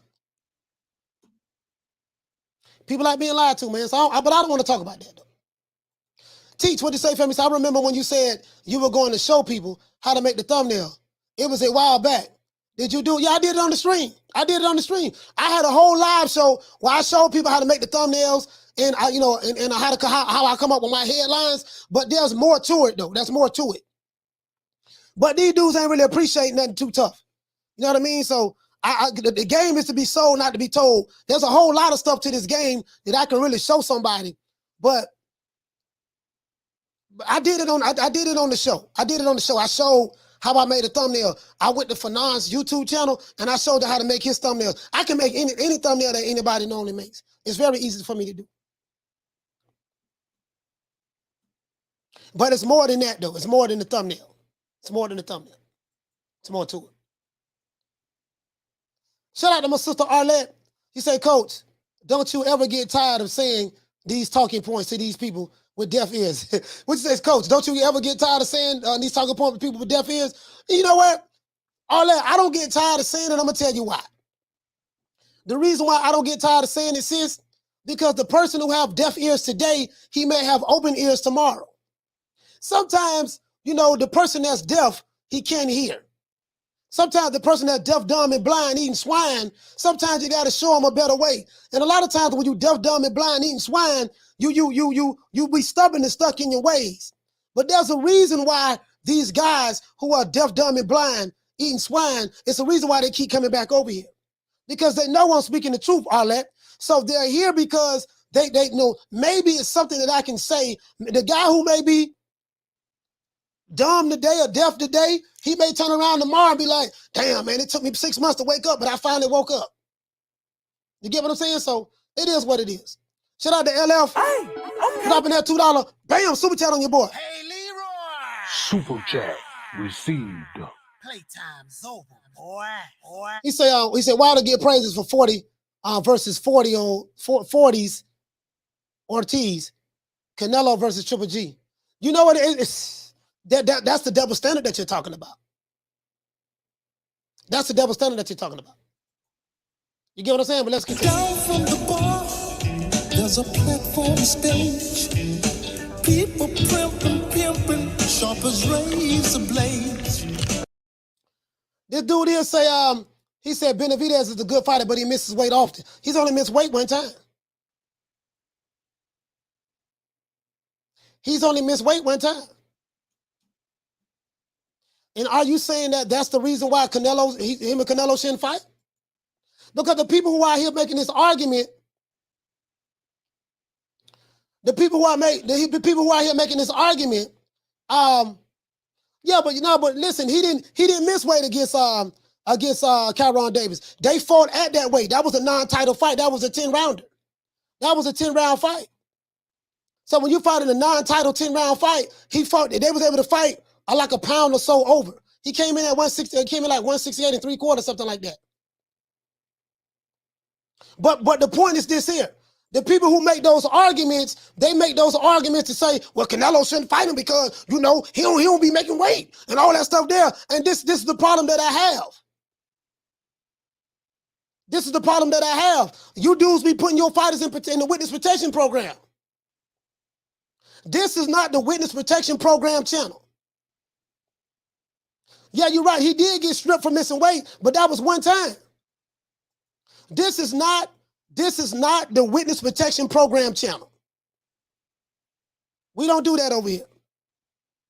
Not over here. If he can make the weight to fight Canelo, I don't want to hear oh man, he made the weight, but no, we're not doing that. If he can make that weight, they need to fight each other. Facts.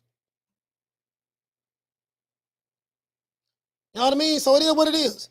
Y'all say he a bum, he ain't fought nobody. Okay, then Canelo should be able to beat the bum that ain't fought nobody.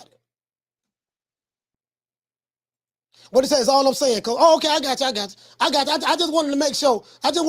Fam, because a lot of these dudes be coming over here, Kush Allah. A lot of these dudes be coming over here, they be using these talking points, and then they follow it up. With, well, Canelo don't need to fight him. They always follow it up with that. I got an old school mentality, dog. We don't do that. We don't do that, fam. Fight the top guys in your division. You got mandatories, fight them. If you're a champion in the weight division, fight the dudes, fight the number one guy. Fight all the number one guys. If he's number one, fight him. If you're a champion and you got another champion, you need to make that fight happen with the other champion. Canelo got all the belts. He beat all the champs and took their belts. So what I want to see from Canelo do is defend his titles in one weight division. He don't need to fight Dimitri Bivol again. He ain't going to beat Dimitri Bivol. Listen, if he want to fight him again, so be it. He can do what he want to do. But from what I saw last night, nah. Not from what I saw last night, nah. But if you want to fight him, so be it. No problem. But my preference for him to fight the other guys defend his titles in the super middleweight division. That's what I prefer. Triple G is a unified middleweight champion. If his 40-year-old ass still want to continue to fight, guess what? He should be trying to fight the other champions. True. I'm not going to make any excuses for Triple G. Oh, man, he's 40 years old. He don't need to be in there with them young dudes. No, he need to be in there with them young dudes. You want to know why? Because he still got them belts. True. And if he still has those belts, he need to be in there with them young dudes. You don't get sympathy from me when you say, oh, man, he 40 years old. Okay, well, if he's 40 years old, he need to retire, get on out the way, and let them jitterbugs have it. Don't be holding up the division. I don't want to see no old man holding up the division. In the welterweight division, if Crawford and Spence ain't fighting each other, you need to be fighting them young guns. And I don't want to see Crawford and Spence holding up the welterweight division. We don't protect fighters over here. We don't do that. Not over here. We don't do that. That's all I'm saying. All the top guys need to be fighting everybody. Period. LF, what you say? You say Triple G's 30 and has power. He engaged in the 8th round. Yeah, he did. He engaged in the 8th round. He engaged. Shout out to my sister Arlette. What you say? You say these losers in here are dumb as ever. Yeah, like, listen, all that, you can't listen to these guys on the internet don't know no. You get what I'm saying? Like, I don't say it 1,000 times. Let's see what the people saying on Twitter, though. You ain't got to believe me. Let's see what the people saying on Twitter. Let's see what the people say. I got some receipts I'm gonna play tomorrow. Lord, tomorrow gonna be a fire show. You do not want to miss this show tomorrow. You do not want to miss this show tomorrow. Not tomorrow. Tomorrow's gonna be fire. Tomorrow we gonna bring the weirdos out tomorrow. The weirdos are coming out tomorrow. We talking about Crawford and Spence. I'm gonna have Rick Glaze on. And I'm coming with a whole lot of receipts. The weirdos are gonna come out tomorrow. I can promise you that.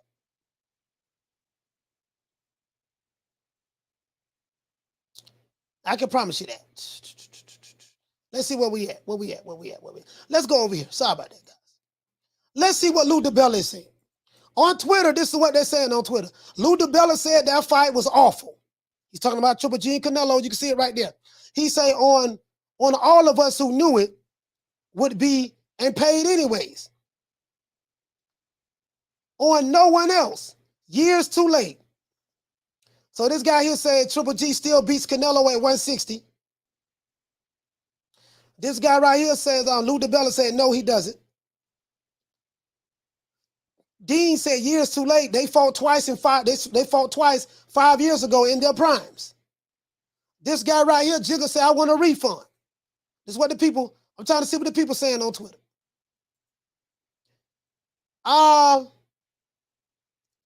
This person here said, awful is harsh, mate. I enjoy watching two champions and will pay for it again.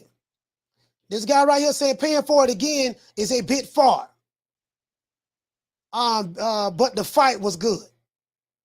I thought the fight was decent. I thought it was a good fight. I'm not gonna say in line say I was crazy about it. You know, I knew what was going to happen. Only thing I was wrong about, Canelo didn't get the knockout, but I mean, I've seen worse. It was better than Mayweather Pacquiao. This dude here said Casemiro and Rigondeaux was awful. Yeah, that is awful. Yeah, Casemiro and Rigondeaux was awful.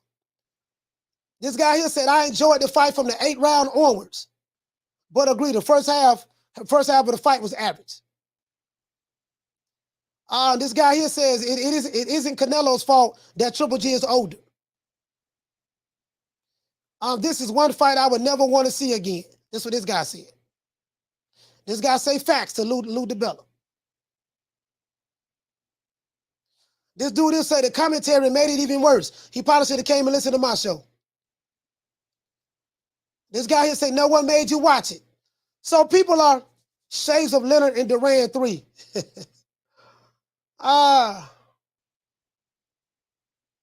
This guy here say Lou turn it in. You wish you promoted that fight. Now Lou DiBella, let's be honest. Lou DiBella is shading this fight. I'm gonna tell you why. I'm gonna tell you why Lou DiBella is throwing shade on this fight. Because Eddie Hearn promoted it. Lou DiBella has a war beef going on with Eddie Hearn. So since Eddie Hearn promoted this fight, he has something bad to say about it. But Lou DiBella, you promoted a fight with Devin Haney and George Kambosos. Wasn't that fight awful? True. Let me ask you guys a question. Lou DiBella said that the Canelo and Triple G fight was awful. I don't agree with the awful. I don't agree with that. He said that fight was awful. And he's saying it because he didn't promote the fight. This is what I'm saying. And he's beefing with Eddie Hearn. If Canelo and Triple G was awful, didn't you promote George Kambosos and Devin Haney? What the hell was that? True.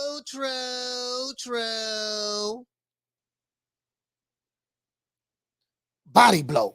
Shout out to LF. Hey, okay. For dropping that $2. Bam, super chat on your boy. Hey, Leroy. Super chat received. Playtime's over, boy. He said Canelo hurt left hand. What a tank defender. Down from the bar, there's a platform stage.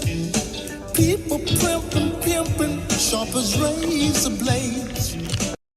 Shout out to Food Revolution. What it say, sis? You said, yeah, your commentary is on point, Coach. I appreciate that, sis. Shout out to my sister, man. In my opinion, you said the venue was packed. It looked like it was packed. It did look like it was packed. Lou, what you say? Shout out to my sister Arlette. She said Lou DiBella's a hater. Yes, he is a hater. He is a hater. He is a hater. He is a hater. And so it's coming from a disingenuous place.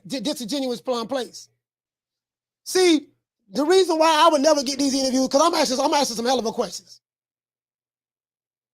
If you say Triple G and Canelo was awful, what the hell was George Kambosos and Devin Haney. Anybody. You promote a fighter who can't get around a jab and a check left hook.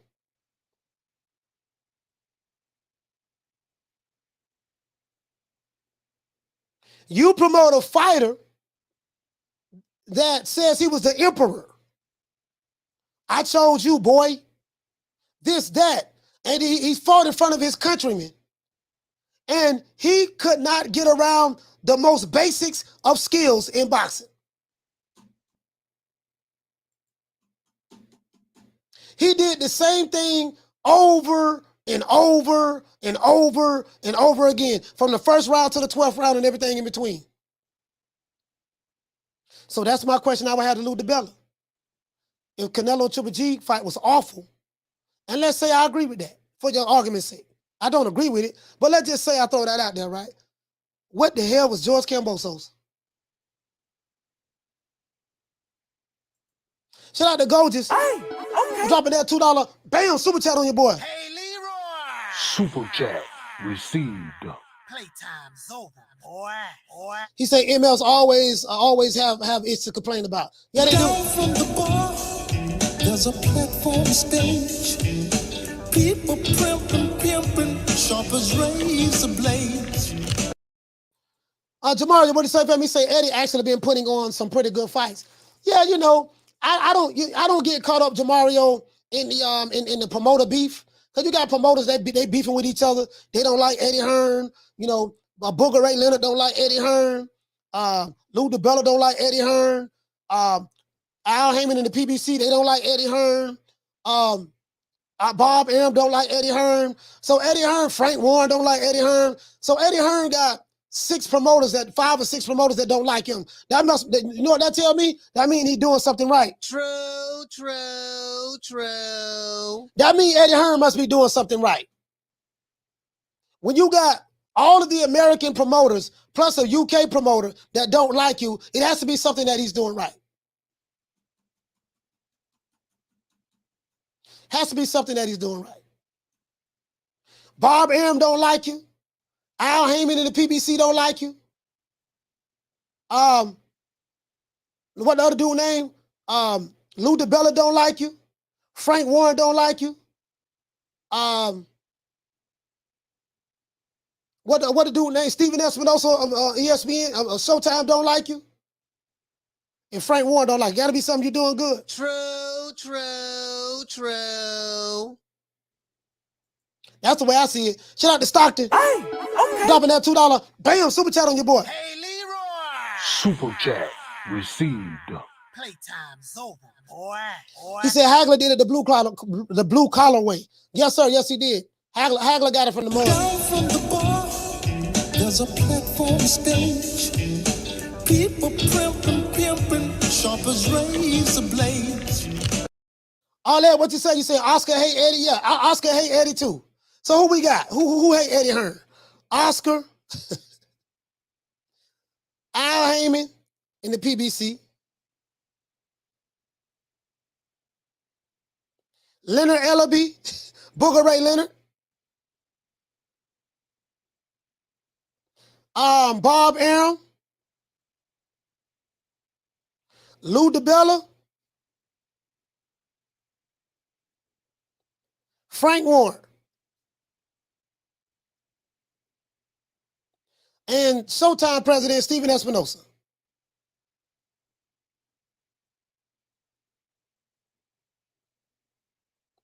This man had 7 promoters in the network president that don't like him. He say Lou DiBella don't like anybody. And no, he like people who he in business with. He like Bob Arum, and he like the PBC. It is what it is. You say the Wakandas hate Eddie. Yeah, the Wakandas, they, I call them Wakanda because they believe in fantasy. They in fantasy land. The Wakandas in fantasy land. The Wakandas in fantasy land. You can't even really get You can't really, you know what I mean? Phone lines over 530-494-9636. We're gonna keep the show open for like 30 more minutes. 30 minutes, we shutting it down. The Wakandas are in it's in La La Land. The Wakandas in La La Land. You get what I'm saying? All that, what you say? You say Sky Sports hates Eddie now too from leaving them. Yeah, I understand that. I get it. Sky Sports hate Eddie. I get it. I get it. What did brother say? RM, he said, what commandment? I missed that one. Yeah, we got commandments over here, man. We got commandments over here we go by. We got commandments over here we go by. In my opinion, you say 51 million live gate? Who did 51 million at the live gate, fam? Who did that? Who did 51 million at the live gate? You get what I'm saying? I just, like me, again, we have a criteria that we go by. And if you choose the side of boxing, you'll never go wrong. Too many beta males. It's too many, Alberto, what you say? You say Bam was a 16-1 favorite? Hey, you know what? Hey, check this out. Boy, let me tell you something, boy. The Bam Rodriguez fight, in my opinion, that fight was better than the Canelo GGG. That Bam fight with Israel, that was a hell of a co-main event there, bro. That fight there, let me tell you something. That fight was a lot closer than what the judges called it. That fight was a lot closer than what the judges called it. In my opinion. That fight, one judge had a crazy score. He had like what was it, 116 or 112 or something like that. I'm like, wait. What fight was you watching? They gave Bam a unanimous decision. Okay, that it is what it is, but hold on, man, that dude was fighting, dog. Like, what fight was you watching? That fight was, bruh, I say, yeah, now I'm not saying that Bam didn't win the fight, but what I'm saying is that was some, bro. Come on, man. You all saw that fight last night, bro. That dude Israel was throwing them paws. Listen, bro. They were going at it back and forth, and he was taking the crown to Bam and a lot throughout the fight. But Bam right there in the pocket, pop, pop, right there in the pocket. I see a lot of chocolatito. I'm gonna tell you something. I saw a little bit of that chocolatito with Canelo last night. We in the high guard. Yeah, I see. Yeah, well, y'all gotta watch Chocolatito.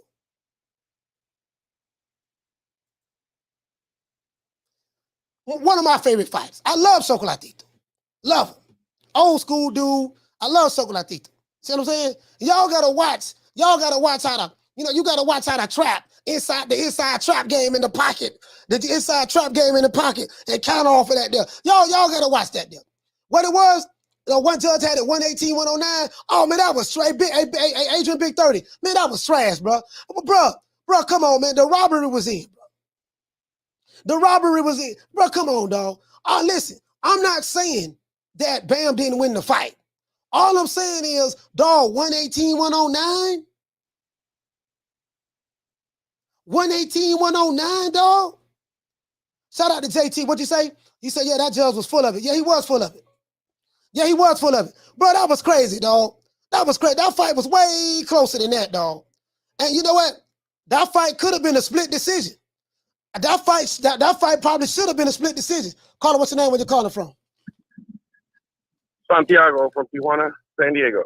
Santiago from Tijuana. Talk to me, fam. Yeah, I just had a couple questions. Actually, your opinions on who should Canelo fight next, in your honest opinion? Just to defend his titles at the 168-pound division, whoever his mandatory is, just to finish titles there like the other champions do. That's it. That's my criteria. So whoever it is, it doesn't matter. Yeah, but I mean, he's a cash cow. I'm not saying he can do whatever he wants. And again, I'm not riding on his, you know what? I'm just saying I like seeing fights, but I'm like, who is he gonna fight? I need a name. David Benavidez is number one with the WBC David Durrell is number 1 with the WBA, and he has the Reggie belt. And whoever the other 2 number 1 contenders in the IBF and the WBO, fight those guys. I gave you 2 names. Redhead said, he's like, yeah, I know. I said, I mean, I'm not on his right now. He needs to fight, but I'm like, he can't. He has all. He's undisputed. I don't want him to drop his belts like the other guy from the UK. And I mean, I need him to fight. Yeah, I need him to fight. But I'm like, realistically, he ain't gonna fight in a year. And honestly, he said he ain't trying to fight David Benitez. He needs to prove himself, which is in his own words, he is right. These cats need to fight each other. Maybe he'll pick one of the winners. I'm like, let me ask you a question. What is the duty of a champion? He needs to defend his belt. So that means no matter what name comes up on that list, if there's someone that's a mandatory and you are a champion, the duty of a champion, whether it's MMA, which they haven't been around that long, but in boxing, you have to defend your titles. Period. I don't care who it is. That is true. You got to defend your title against the number 1 guys in each sanctioning body. Heavy is the head that wears the crown. You see what I'm saying? So, I know. Even if a fighter like a David Benavidez, well, he ain't really did anything, that still don't justify you not fighting. That doesn't mean that he can't beat you in any given night. This is boxing. You can fight a fighter that ain't did nothing, and they'll come around and beat your ass that night. You get what I'm saying? So that is true. Yeah, I know. Same thing for Triple G. So that's my criteria. I have a boxing criteria. Canelo got to get surgery, so he's gonna be on.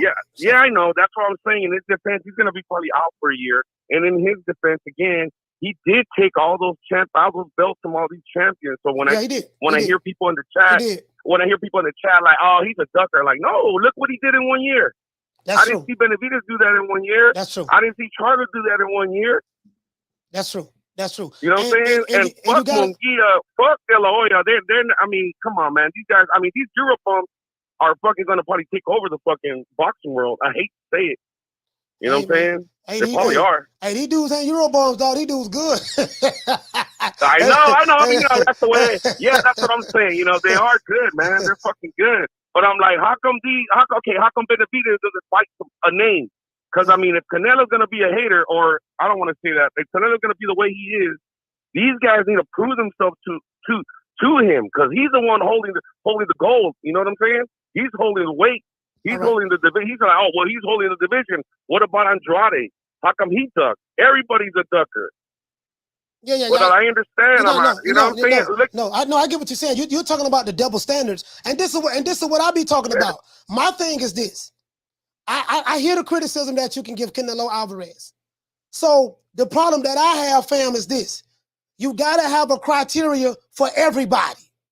You can't have a criteria for Canelo, and then you have a different criteria for Demetrius Andrade, have a different criteria for Jaime Munguia, have a different criteria for Jermall Charlo. How come this one guy has to do all of these things, but then when I look at this one guy, he's done way more than all 3 of these fighters that you say he's ducking. He's done more than all of them. He has Hall of Famers on his resume. He's fought 60. But it's easy. You get what I'm saying? So that's how I look at it. It's easy to but it's easy. You know what I'm saying? I'm not saying I mean, he's not my favorite fighter, but I mean, I gotta respect what he did. But I mean, I don't know. Your phone going out. I agree with everybody in the chat. I mean, I don't think it was trash, but I mean, if his hand was really hurt or whatever, I'm like, because he did see like he did help. He held back a little bit. And then with Triple G, they shouldn't even have fucking fought. I'm sorry about the language. They shouldn't even have made this fight. But, you know, they already had the plan, the fight set up. So, you know, you can't blame the guy. Yeah. You know what I'm saying? That's all I had to say. And another thing, I'm not into my feelings or anybody in the chat. It's all love. I don't got time. I'm a grown-ass man. But when you call me a child, I will get on your ass. Yeah, for sure, man. Shout out to Santiago from Mexico, man. Salute, man. Yeah, so this is my thing, guys. We gotta have the same criteria across the board. That's my only problem. No problem is above reproach. No fighter is above reproach. I don't care if it's Crawford, is it Spence, is it Tyson Fury, Usyk, Joshua, Wilder, Bam Rodriguez, Chocolatito, and New Age. No fighter is above criticism. All I'm saying, dog, is this. You better have the same criteria for everybody. And when I look at Canelo Alvarez, I'm like, okay, this dude don't fault. Now, let's do this. How many times has Canelo fought? And this is what I be saying, dog. Like, fighters who doing the most get the most criticism. I want you to look at this. Let's look at this. Look at this.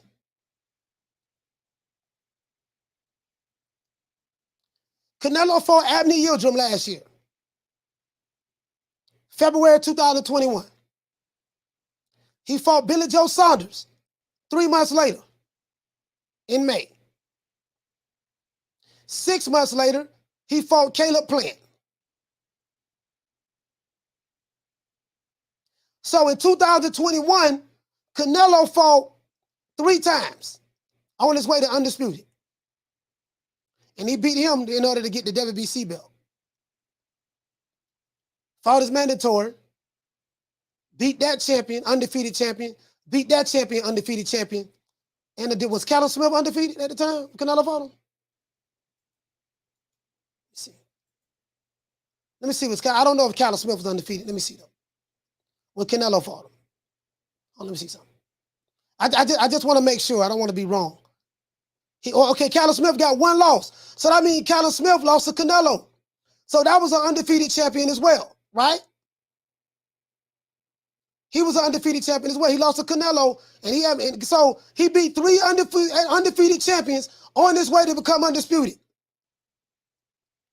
December 2020 to November 2021, in 11 months, he became undisputed, and he beat 3 undefeated champions and a mandatory on his way to doing that. Then he fought undefeated champion Dimitri Bivol and lost in a higher weight division. Then he fought Triple G last night. So let's look at this.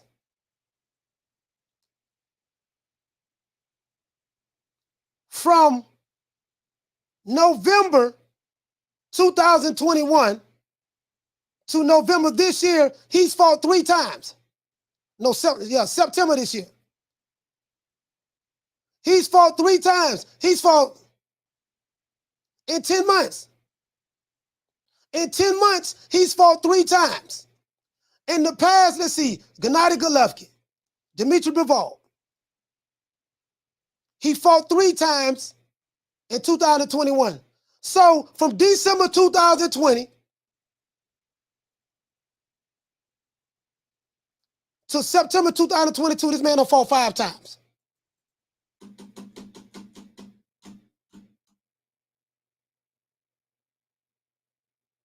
He's fought 5 times. So what you saying again? Because what I'm going to do, I'm going to look at Canelo and I'm going to look at your fighter's resume. Well, how often has this guy been fighting? I can show you a fighter, he ain't fighting nobody. I can show you a fighter that's been a professional boxer for 14 years. Guess how many champions he actually beat in order to become a champion? Meaning a guy who actually had a belt. 1 guy. How many champions has he fought that had belts since he been a boxer? 1 guy. 14 years.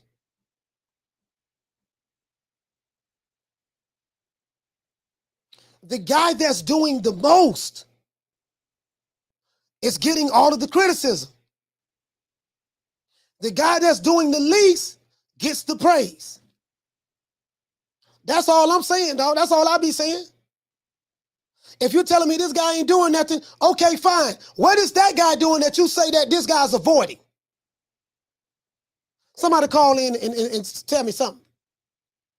Somebody call in and tell me something. He said, don't do it, coach. They'll call you racist. Somebody call me and tell me something.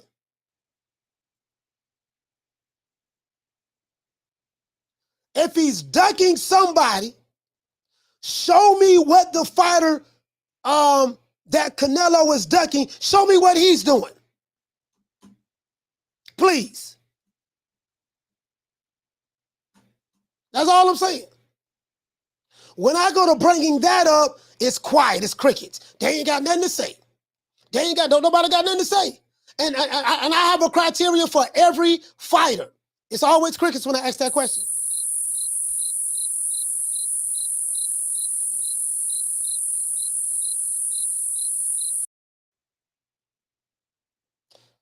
Bro, like, I'm telling bro, this shit too easy for me. He said they all just want a payday, more chance of a payday loan. I mean, I ain't mad at nobody for wanting a payday. They ain't wrong for wanting a payday. Shout out to K. Cossey. Hey, okay. Dropping that quarter of a bam, dub on your boy. Hey, Leroy. Super chat received. Playtime's over, boy.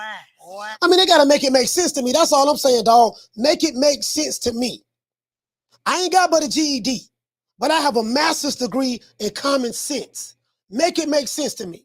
He said he fought more times than all 5 opponents in the last 4 years. Also, coach. Down from the bar, there's a platform stage.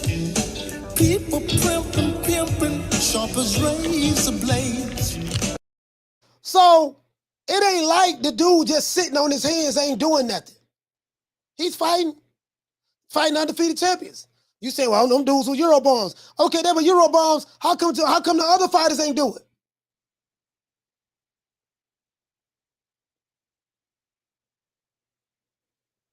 How come the other dudes who were champions didn't do it? Caleb Plant could have fought them saying Eurobombs, right?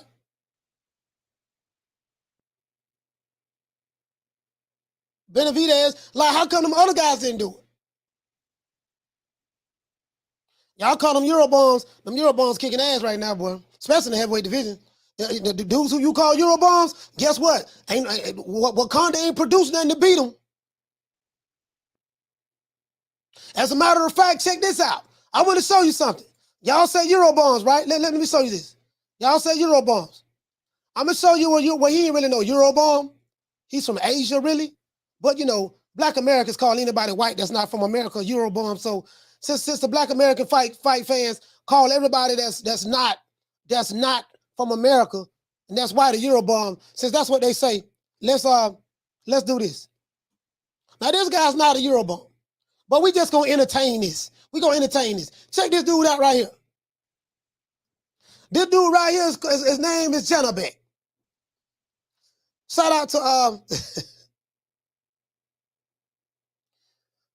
shout out to Jay. Salute to Jay. Hey, okay. Dropping that quarter of a bam dub on your boy. Hey, Leroy. Super chat Jay Guadamoves. Playtime's over, boy.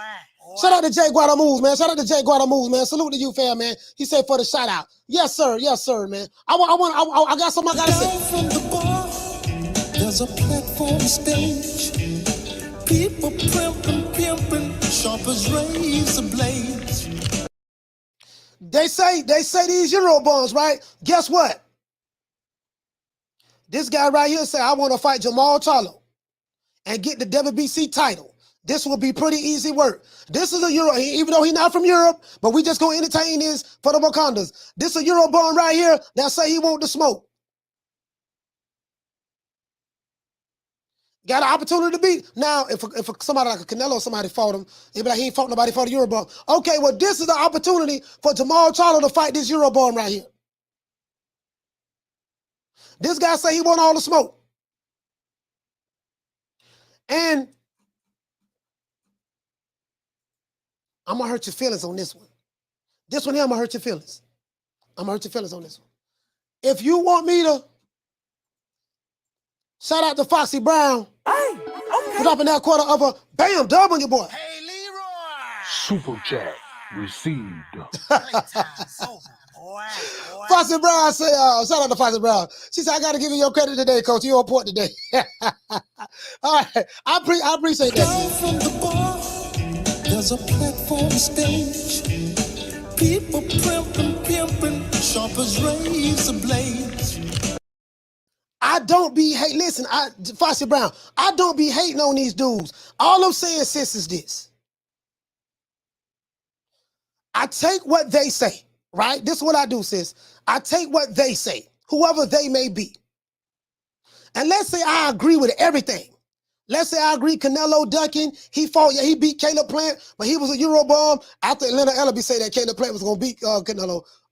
He fought Callum Smith. He was an undefeated champion. He was a Eurobomb. He beat Billy Joe Saunders. He was a Eurobomb. He ain't fighting nothing but Eurobombs.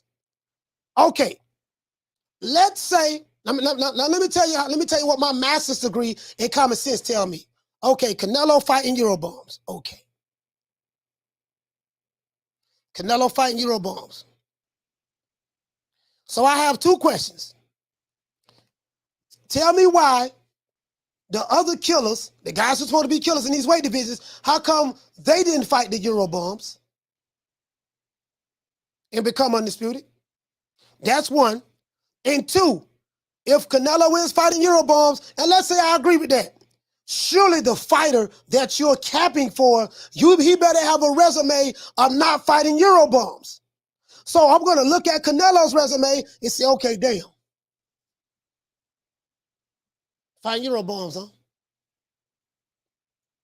Is Jermall Charlo fighting Eurobombs? Is Demetrio Andrade fighting Eurobombs?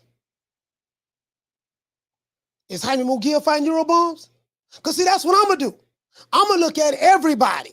Triple G fighting Eurobombs. See, that's what happens. See, when you go to open, when you open up a can of worms, I got to look at everybody.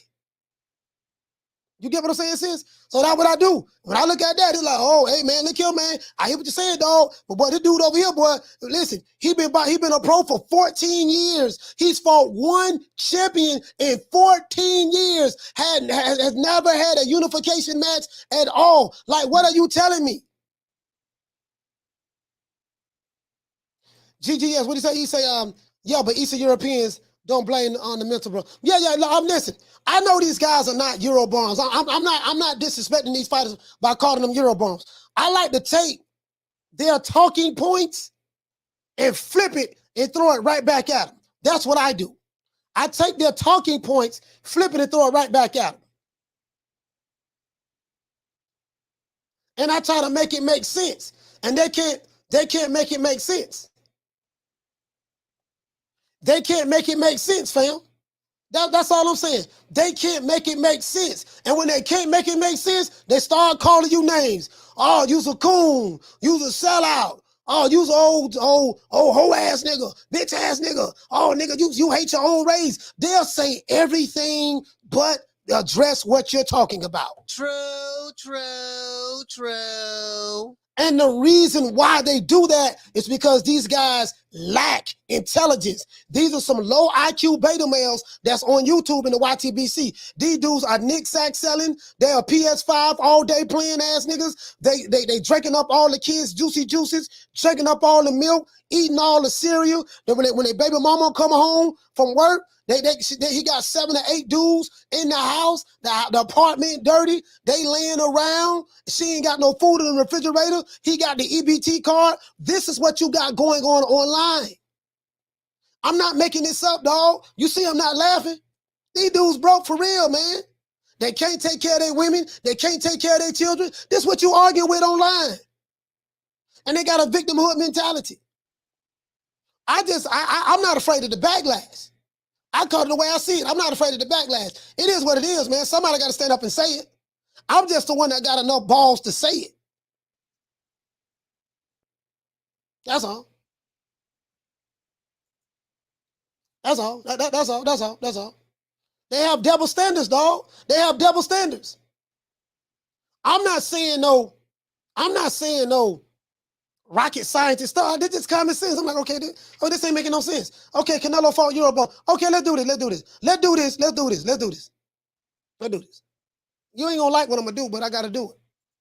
You ain't gonna like what I'm gonna do, but I gotta do it. Cause I gotta really prove this point. I have to really prove this point right here. I have to really prove this point.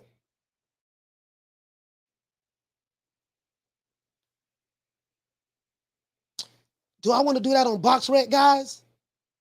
I think I need to do that on BoxRec. I need to do that on BoxRec. Yeah, let's do this on BoxRec. I got a point to prove. See, boxing is about skills. Shout out to my sister, Lisa Bells. She said, PBC Central, I heard him say he wouldn't fight his countrymen.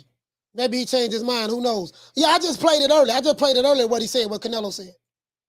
Now, I don't know about Janibek, but that's crazy. I ain't trying to hear that shit. Anybody think this dude a Eurobone don't know what the hell he talking about? This dude is a world-class fighter, and he'll put pause on any American heavyweight fighter. You ain't got to worry about no A side, B side, 60-40, 70-30, sign the contract. You're not going to have to worry about that with Alexander Usyk. Any heavyweight in America want the smoke, and he say he want that. He a Eurobomb, huh? Guess what? That Eurobomb will beat your Wakanda fighter ass. True, true, true. We ain't gonna say no names, but guess what? We saw one Wakanda get knocked out. Stopped twice by a Eurobomb. Of course, he's not a Eurobomb, but I'm just being facetious. Follow me. I'm being facetious. Guess what? This dude right here, let him come on over here to America and fight and go and let him fight the king of Zamunda. Watch what happened to him. You're going to see footwork. You're going to see parrying. You're going to see blocking. You're going to see catching and shooting. You're going to see fighting in angles. You're going to see doggone pivots. You're going to see high ring IQ. You're going to see feints. You're going to see controlling the distance and range. You're going to see a boxing seminar with this guy. Oh, he trying to praise the white fighter. No, I praise skills. I let you guys play skin color politics. I don't do that in boxing. Because as fighters win and lost fights based on their skin complexion, guess what? Well, shit. Maybe Zamunda ain't as strong. Maybe Wakanda and Zamunda ain't as strong as you thought they were. But hey, who am I? I'm just a dude with a GED. What do I know? But let's go over here. I'm just a dude with a GED. I don't know nothing. I've just been watching boxing for 42 years and can educate any of these fools with these YouTube channels. You get what I'm saying? Let's go right. I'm just going to go right. And Canelo fighting Eurobombs. Bring Canelo up right here. Canelo fighting Eurobombs. Okay, cool. Okay. No, we already know that. We ain't got to pull Canelo because we already know who his fighters was he fought. So what you're going to have to do, tell me, is this guy fighting Eurobombs? Is Jermall Charlo fighting Eurobombs? Anybody? Just asking. We know he ain't fighting Eurobombs. He don't fight Eurobombs. Jermall Charlo don't fight Eurobombs like Canelo, right? I'm being sarcastic. No disrespect to anyone from Europe. I'm being sarcastic.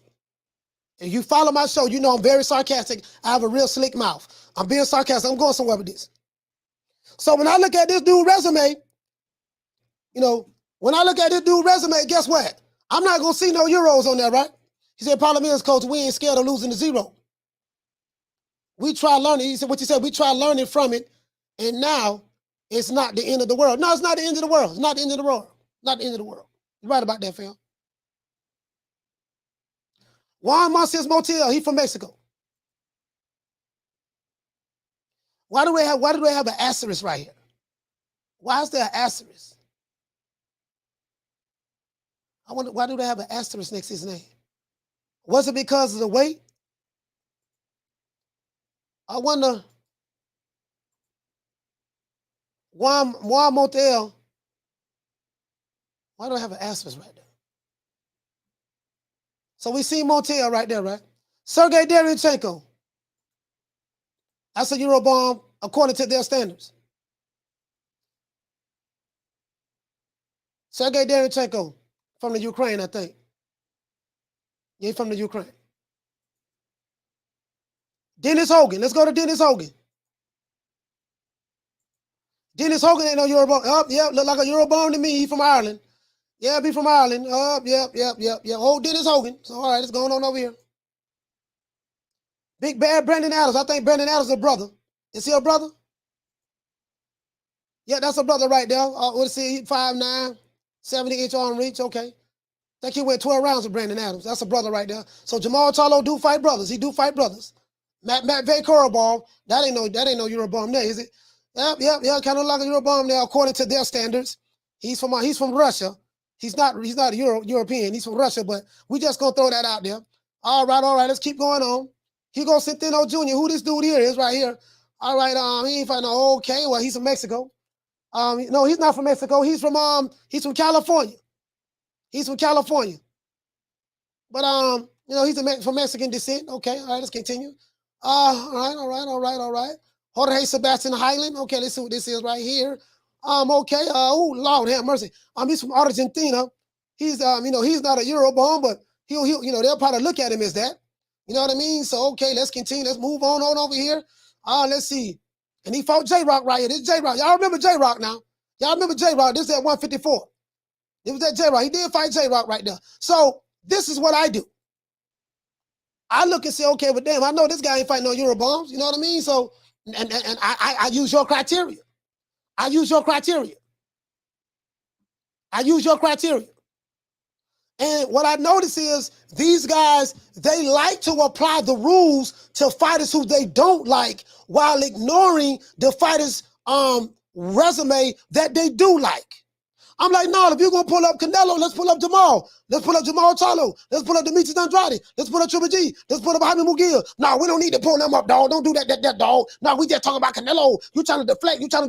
No, I'm not trying to deflect. What I'm saying is we're going to analyze Canelo, pick it apart, criticize it, whatever the case may be, but you just can't stop there.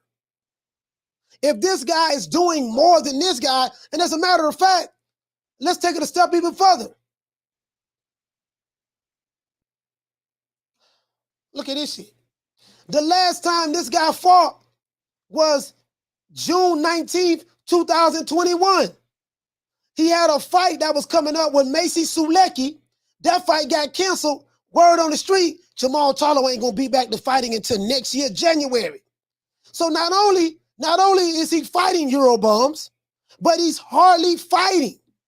And the guy that you're criticizing has fought 5-6 times within a year, 4 or 5 times within a year and a half or so, 6 times within a year and a half.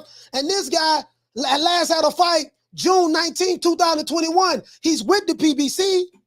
There is no politics. All of the fighters on his side of the street that he can make fights with. Come on. When I point that out, I you know what I mean? So it is what it is. Let's give everybody a round of applause, man.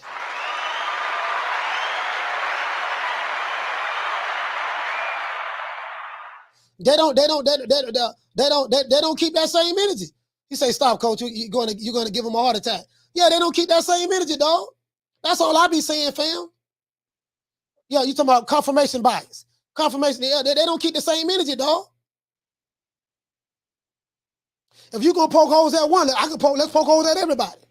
And then when you pull back the layers of the onion, you're like, damn, this dude is undisputed and holding the Reggie Belt title holding, and this dude ain't fighting no goddamn body. How you gonna say a guy that's undisputed? Matter of fact, he's fighting more than all of these guys in their divisions. The guy. Let me show you this one more thing. I gotta show you this. I have to show you this.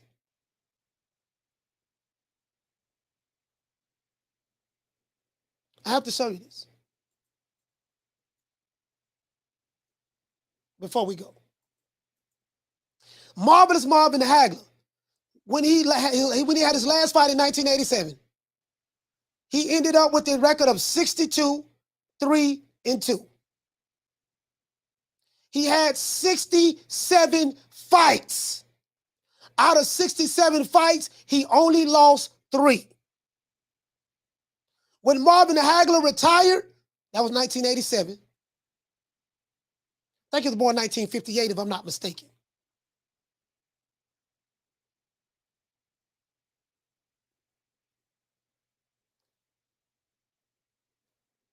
He was born 1954. Sorry about that. 1954.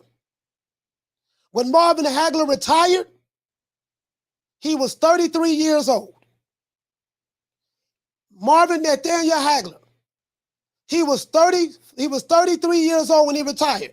At 33 years old, Marvin Hagler had 65 fights. He had 67 fights at 35 years old when he retired. Where am I going at with this? How many fights Canelo's had? Canelo at 32 years old, he's had 62 fights. At 32 years old, a year younger, a year less than Hagler, when Hagler retired, he's had 62 fights, 58 wins, 39 knockouts, and 2 losses. He's outperforming guys that's in his division. He's outperforming Jermall Charlo. Jermall Charlo at the same age as Canelo. He's fought Triple G. He's fought Dimitri Bivol. He fought Caleb Plant. He fought Billy Joe Saunders. He fought Callum Smith, Sergey Kovalev. He fought Daniel Jacobs. He fought Gennady Golovkin again. Fought Julio Cesar Chavez Jr., whether you like him or not. Fought Liam Smith for champion. Fought Miguel Cotto, Hall of Famer. Fought Lara. Fought Floyd Mayweather, Hall of Famer. Fought Austin Trout, Josecito Lopez. Fought Sugar Shane Mosley, Hall of Famer. Fought Matthew Hatton. Fought Carlos Boldemir. He was kind of old, but he fought him still.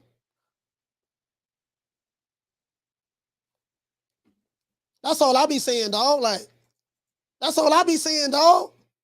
Like, make it make sense to me. And I'm not capping. I'm just showing you the facts. I'm laying out the facts. Like, make it make sense to me. I ain't got but a GED. Can somebody help me? Please make it make sense to me. That's all I be saying. Shout out to Wowitz. For dropping that half for bam, dub on your boy. Hey, Leroy. Super chat received. Playtime's over, boy. What does that family say? These YouTubers that don't know nothing about boxing and these promoters ruin boxing. We need a new organization that can save boxing. Down from the bar, there's a platform stage. People pimping, sharp as razor blades.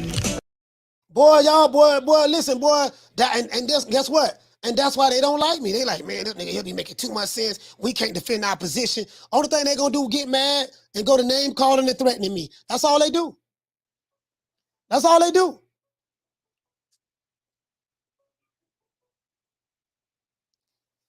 It's the last call. Call what's your name, where you calling from? Hey, it's Jerry, Coach. Shout out to Jerry. Jerry, this is the last call. Talk to me. What's up, buddy? Good show, man. Great show as always. Yes, sir. Yeah, the first sign, in case some casuals don't know, the very first sign to know that a fighter's turned the corner and he's past it is gun shy. Just what Golovkin was last night. He was gun shy. He was in range to throw that piston jab and to use the tools that helped him so much in the first 2 fights, but he just wouldn't pull the trigger. And it looked to me like, he was kind of there to get that massive payday. Canelo needs the rest. He needs to stop trying to take on the world. Let some of these guys fight each other, and if they don't, then just come back and move the way you want to move. If these guys don't want to make themselves more marketable by fighting each other and doing something to earn the fight, which I think the fighters do, it's the promoters that are problems in most cases. But then just come back and move how you want to move. But he needs to take some time off.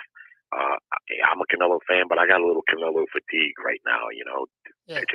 Take a break, man. Take a little break and get healed up. And he said as much, himself that he needs some time. So that's what I would do. He got a lot of wear and tear on him, bro. Like listen, I'm looking at this dude resume, Canelo resume. I'm like, damn, this guy don't have 64 fights. No, 60. Yeah.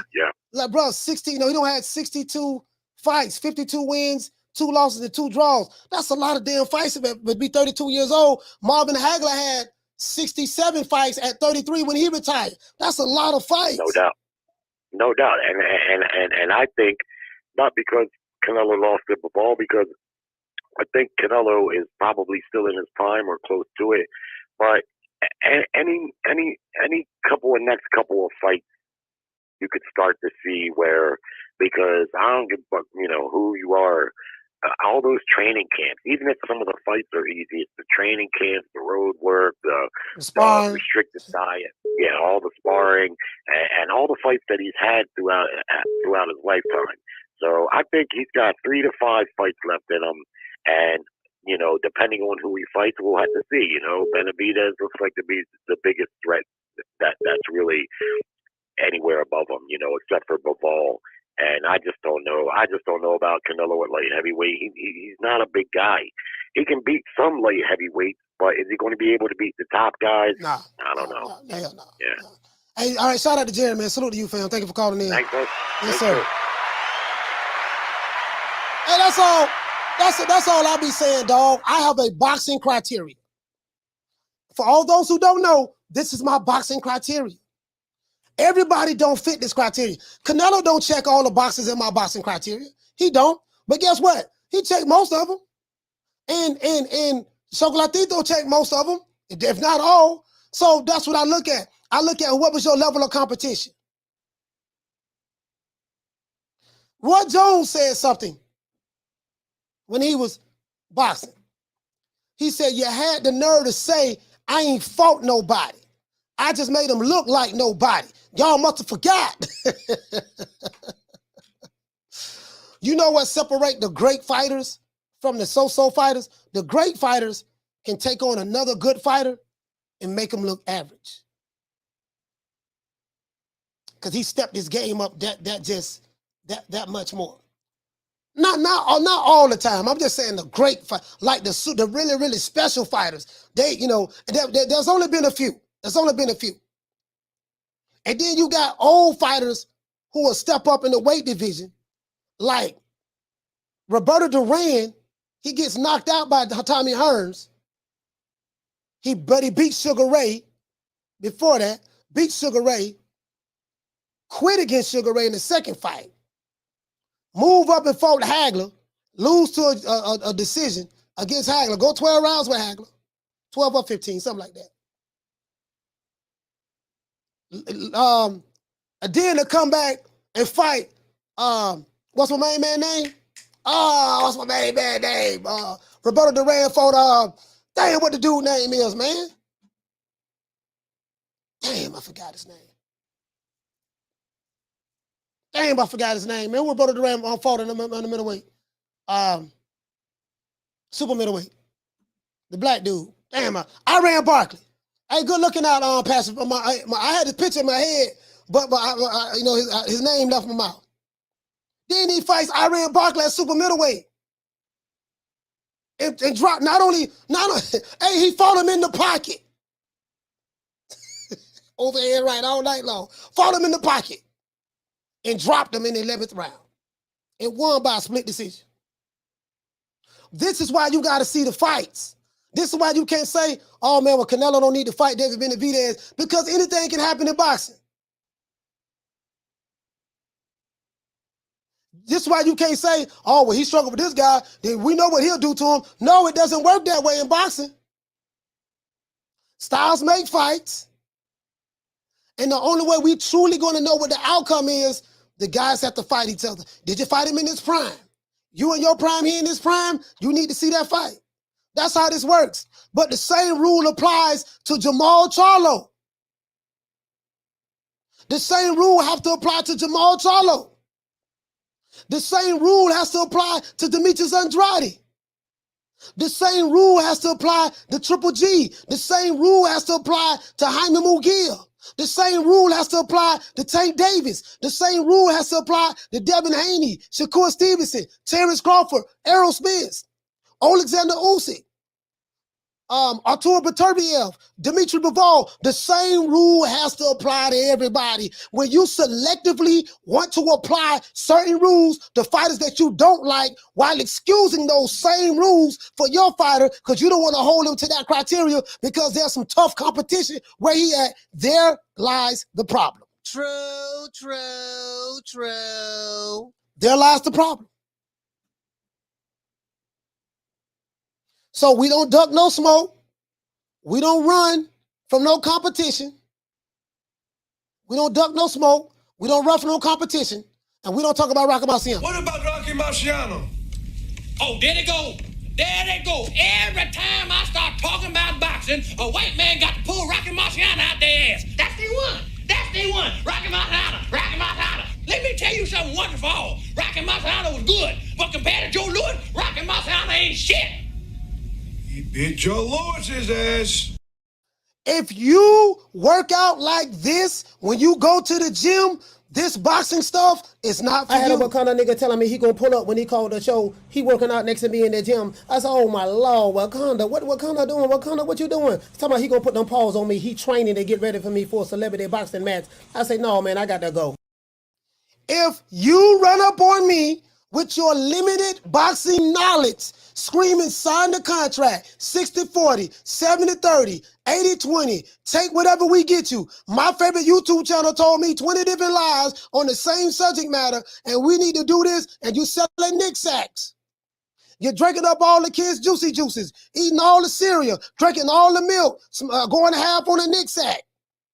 And you talking about you gonna pull up on me, this what I'm gonna do to you. Nigga, Wakanda, bring your ass over here, nigga, this what I'm gonna do to you. Oh, Lord, him. Oh, I just kicked Wakanda in the face. Oh, hit him in the stomach. Oh, Lord, kick him, slap him, kick him, kick him, kick him, kick him again. Oh, Lord, I'm beating Wakanda ass. What you gonna do, Wakanda? You want some more? Oh, Lord, hammers, go up on him, bam, catch him in the neck. Ah, Lord, Wakanda is dead.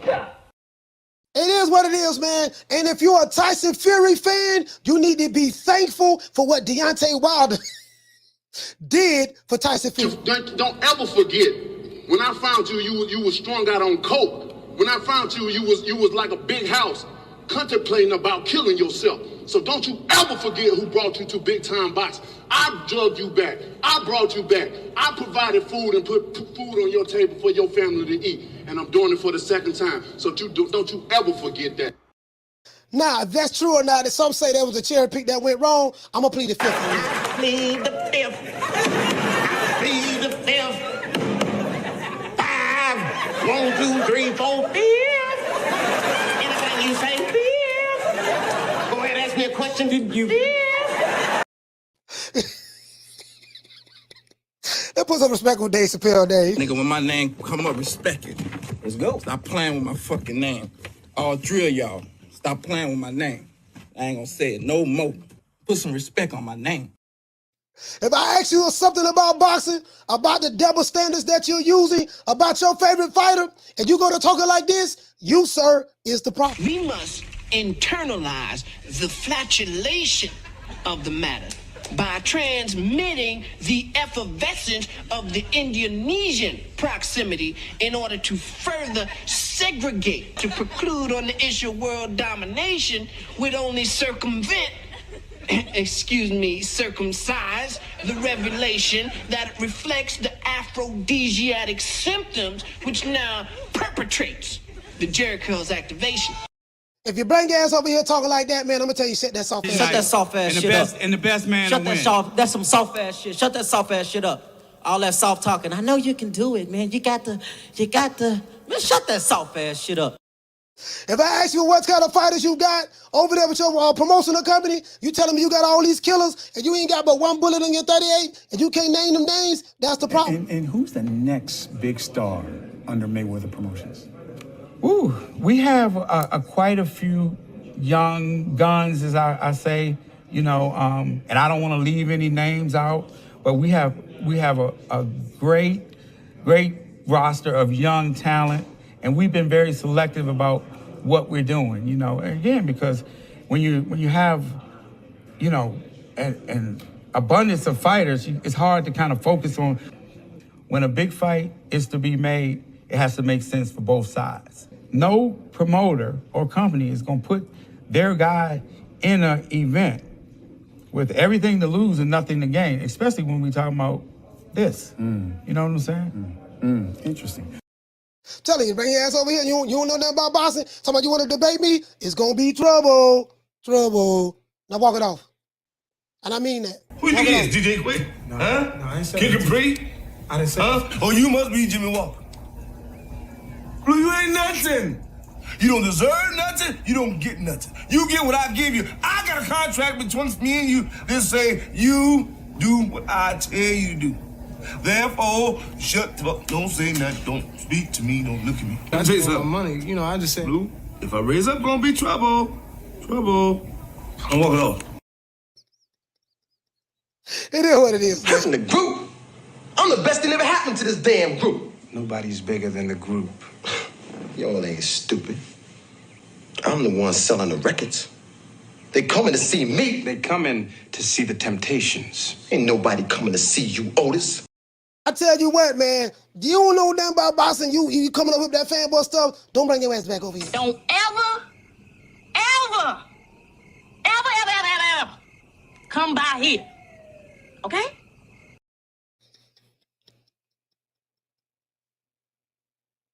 You better say the We names. the Charlo twins. We known for calling everybody out. Please call these I'm not people out. scared. Listen, the whole world's looking at you. Call these people out, What's please. up? It's the Jermall the Hitman Charlo. Let's get it. Who want it? Name them names, man. They know who they is. Name them names, please. The names need to be named. They know who they is. The Mexican monster. Mexican monster. Not getting that much respect. Mellow. All right, the poll is over with. I just ended the poll. The poll shows, guys, that 322 people participated in this poll. It shows that 36% said that the fight with Triple G and Canelo was so-so. It was all right. They didn't say it was bad. They didn't say it was good. They said it was all right. It was so-so. That ain't bad. 31% said that the fight was good. 17% said the fight was trash. And 14% said the fight was great. So the people have spoken. 322 votes, guys. Out of 322 people who voted, 36% say that the fight was all right. 31% said the fight was good. 17% said the fight was trash. 14% say that the fight was great. So the people who said it was trash, didn't like the fight, they are in the minority. 36%, 31%, and 14% are all good signs. You get what I'm saying? So it is what it is as it relates to that. Let's give everybody a round of applause.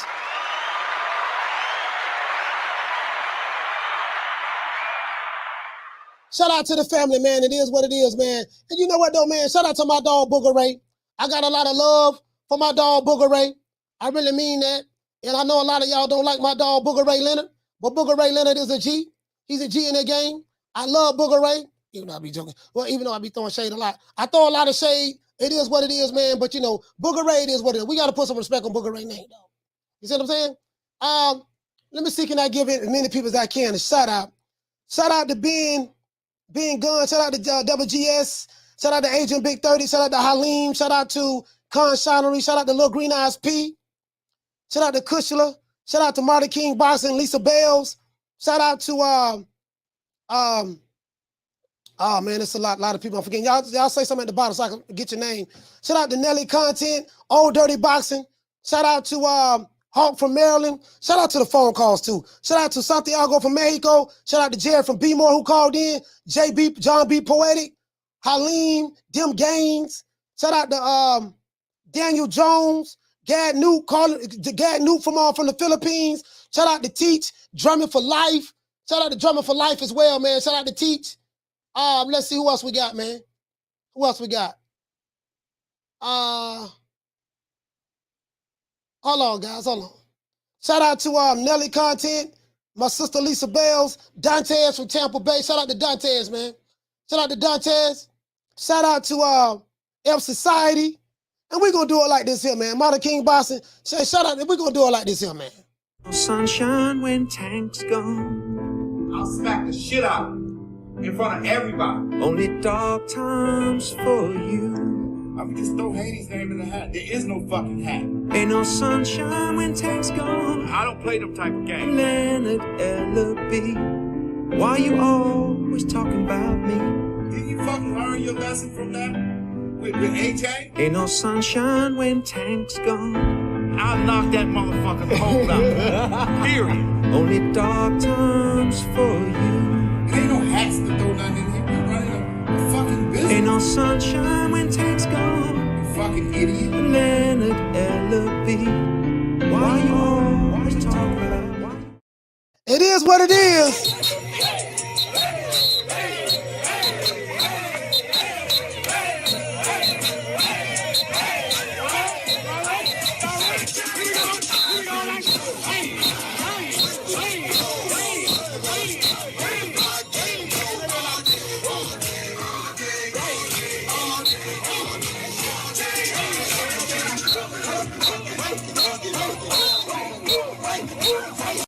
Shout out to Yasser Hussein. Once again, it's all about Coach Malachi Williams signing out. New Money Today, USA Boxing. We got a fire show tomorrow. I have Rick Glazer on.